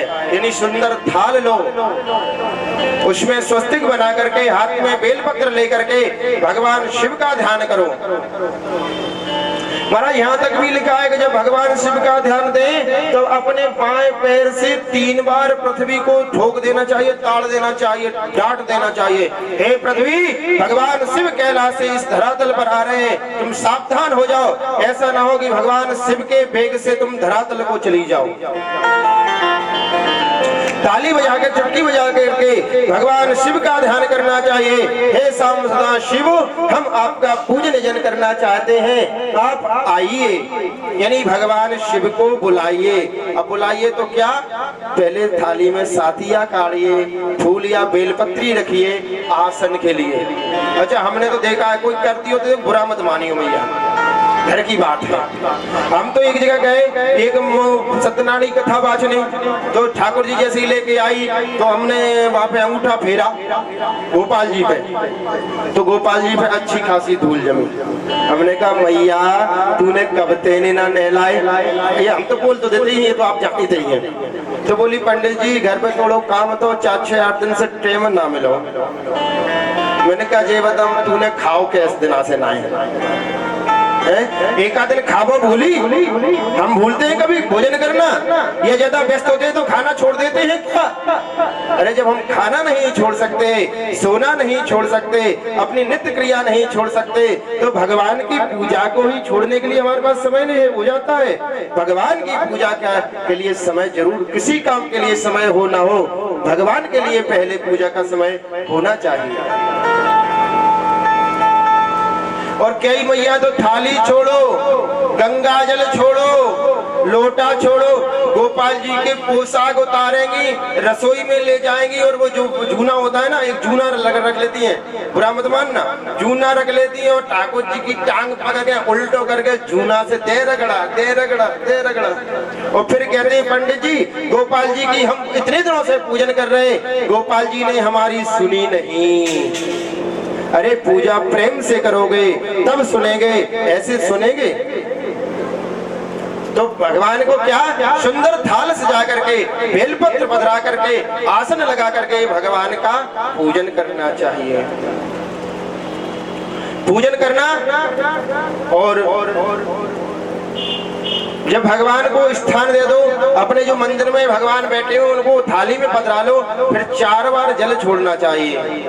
पाद्य हो पाद्यम, यानी मने भाव हो कि भगवान विराजे हैं, सबसे पहले हम भगवान के चरण धुला रहे हैं। हम स्नान करते हैं तो सबसे पहले चरण धोते हैं ना, पूजा का विधान है कि सबसे पहले भगवान के चरण धोना चाहिए। अच्छा एक बात बताओ, हम और आप हैं, आप हमारी बात माने न माने, हम आकर के आपके सीधे चरण पकड़ लें, अरे भैया ऐसी बात ना है, अरे बहन ऐसी बात ना है, बाबूजी ऐसी बात ना है, देखो बाबूजी ये बात तो होके रहेगी, देखो जी आप चाहे जैसे मुंह फुलाए बैठे हो, अरे बहन जी ऐसा तो बात होनी पड़ेगी, भैया ऐसी बात तो होगी। पंडित जी कोई भी किसी के चरण पकड़ ले मान जाएंगे कि नहीं? और कोई अगर सीधे गलो पकड़े, क्यों गलो पकड़ ले, कहे नहीं भैया ऐसा बात होके रहेगी, तो कहेंगे तू करके देख कैसे हो भी, हम देखेंगे। तो सीधे गले पकड़ने से कोई मानेगा? हम लोग जाते सीधे बोले आओ गलो पकड़ेंगे, भैया को गलो पकड़ेंगे, तो भगवान कहता अच्छा बेटा तू पहले झुकना तो सीख। तो सबसे पहले भगवान के चरणों को धोना चाहिए, उसके बाद भगवान के सुंदर हस्तों प्रक्षाल्य हाथ धोने चाहिए, उसके बाद भगवान के मुख को निहारो, मुख को धो और भगवान का देखो भगवान कितने सुंदर लग रहे हैं। महाराज भगवान के स्वरूप को देखना चाहिए और भगवान के मुखमंडल को निहारना चाहिए, उसके बाद भगवान का फिर सर्वांगी स्नान कराना चाहिए, वेद मंत्रों का पाठ करना चाहिए। अब आप कहो पंडित जी वेद मंत्र तो हमें आते नहीं, अब जब ना आते हो तो गरुड़ जी बजा देने चाहिए। महाराज गरुड़ जी का प्रमाण है कि जब हम वेद मंत्र पढ़ते हैं और वेद मंत्र ना हो, जब गरुड़ जी चलते हैं अपने पंखों को हिलाते हैं तो उस समय पंखों से जो ध्वनि निकलती है वह वेद मंत्र ही निकलते हैं। इसलिए हम आरती करते हैं, भोग लगाते हैं, अब हमें नाप्य आसीदन नहीं आता है तो मैया हमारी जय हो ठाकुर जी पा लो, तो भगवान कहते हैं ठीक है पा लूंगा। और मंत्र को भी जप करें, अगर मंत्र का जाप करें, मंत्र की पूजा करें, मंत्र की जाप करें तो किसी समर्थ गुरुदेव के सामने उस मंत्र को पहले परीक्षण करा लेना चाहिए कि हम जो जप रहे हैं वह शुद्ध जप रहे हैं या अशुद्ध जप रहे हैं। आजकल महाराज मोबाइल ने इतनी बिगाड़ दिए हैं कि कोई मंत्र ले लो याद कर लेंगे, अब उसको शुद्ध है कि अशुद्ध है इससे कोई मतलब नहीं। हमने अशुद्ध याद कर लिया, दूसरा व्यक्ति शुद्ध ही बोल रहा है तो मैं ऐसा ना ऐसा है, जैसा मंत्र जाप करेंगे वैसा ही फल मिलेगा।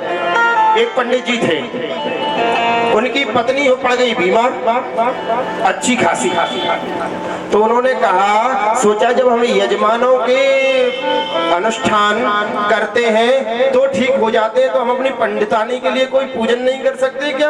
पंडितानी भी हमारी ठीक हो जाएगी। अब महाराज पंडित जी पूजन करने लग गए, सप्तशती का पाठ कर रहे हैं, नवरात्रि का दिन है और शंकुट लगा करके पाठ कर रहे हैं। उसमें आता है, कई माताओं को तो मैयाओं को याद भी है और हम तो यहीं से बोलते हैं और पूछ लेते हैं कहा, तो मैया आगे बोलती है, हम समझ जाते हैं कहा बोलना है। तो उसमें श्लोक आता है, भार्याम रक्षतु भैरवी, जो भैरवी नाम की देवी है वह मेरी भार्या यानी मेरी पत्नी की रक्षा करे। भार्याम रक्षतु भैरवी, तो भैरवी नाम की देवी मेरी रक्षा करे, मेरी पत्नी की रक्षा करे। अब महाराज पंडित जी को कहीं न्योता आ गया, कहीं दूसरी जगह सत्यनारायण कथा वाचने जाना होगा, कहीं बुकिंग थी शाम, तो पंडित जी ने कहा जल्दी जल्दी कर लेता हूँ। अपन संपुट लगाने लगे और भार्याम रक्षतु भैरवी, भार्याम रक्षतु भैरवी, और बीच में भूल थोड़ी जीभ लड़खड़ा गई तो बोलते भार्याम भक्षतु भैरवी, भार्याम भक्षतु भैरवी, भार्याम भक्षतु भैरवी। अब महाराज जो पाठ करना था पाठ पूरा हो गया, लेकिन पंडितानी और ज्यादा बीमार पड़ गई। अब तो पंडित जी मैया के सामने अपना माथा फोड़ने लगे, मैया आज तो मैं तेरे सामने आत्महत्या ही कर लूंगा, अपना सिर ही फोड़ लूंगा। अरे मैया, जब तेरी पूजा से मेरी पत्नी ठीक नहीं हो सकी तो मैं दूसरे जजमान से कैसे कहूंगा कि तू जा पूजा करा ले। भाई हमारे अंदर विश्वास होना चाहिए कि इससे हो जाएगा तो हो जाएगा।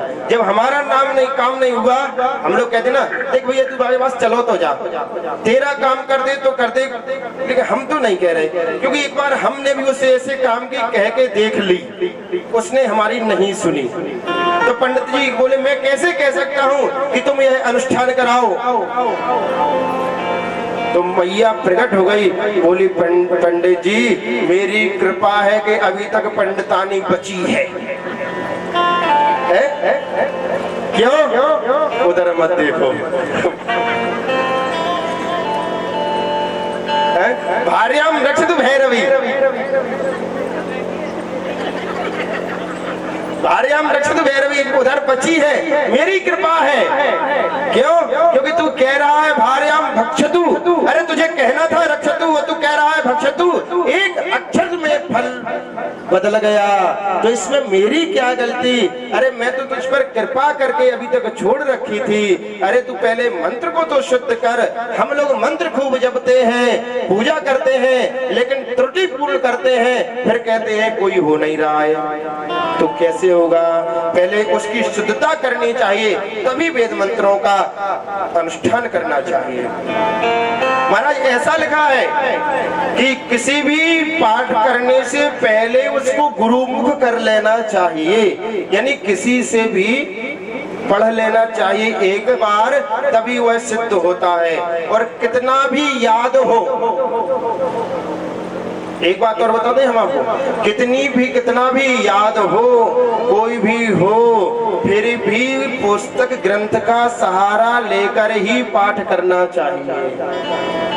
अगर हमने ग्रंथ हाथ में ले रखा है, ग्रंथ हमारे सामने है, तो हमारा त्रुटि दोष नहीं लगता। अगर हमें कई चीज अटक रहे हैं ना, तो तुरंत खोल के देख लो।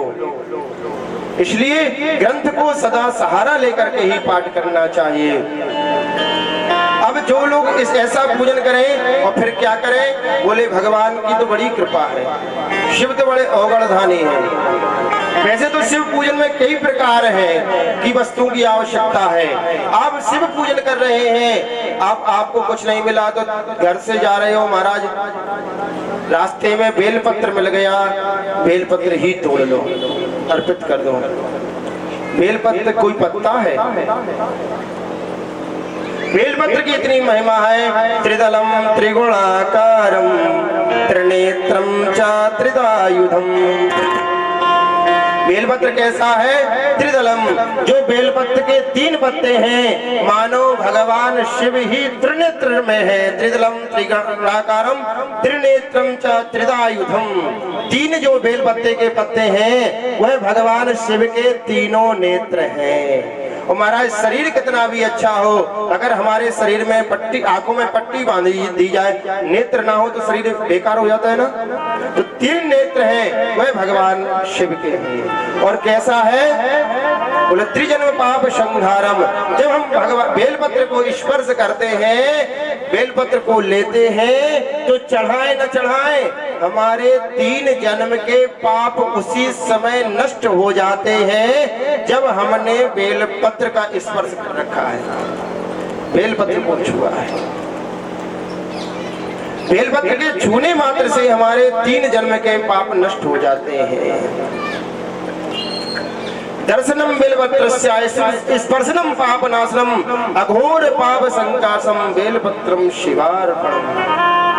बेलपत्र के स्पर्श मात्र से, अरे बेलपत्र का स्पर्श तो क्या, बेलपत्र के वृक्ष का ही दर्शन मात्र से आप अगर बेलपत्र का स्पर्श कर ले, दर्शन कर ले, अरे बेलपत्र के वृक्ष का भी आप दर्शन कर लीजिए, तब भी हमारे जन्म जन्मांतरों के पुण्य पाप नष्ट हो जाते हैं। अब एक भ्रांति है, लोग कहते हैं कि पंडित जी बेलपत्र क्या 3 पत्ती वाला चढ़ाना चक्रवृद्धि कर दे। देखिए इसलिए नहीं कर रहे हैं कि हमने पहले दिन बताया था कि उस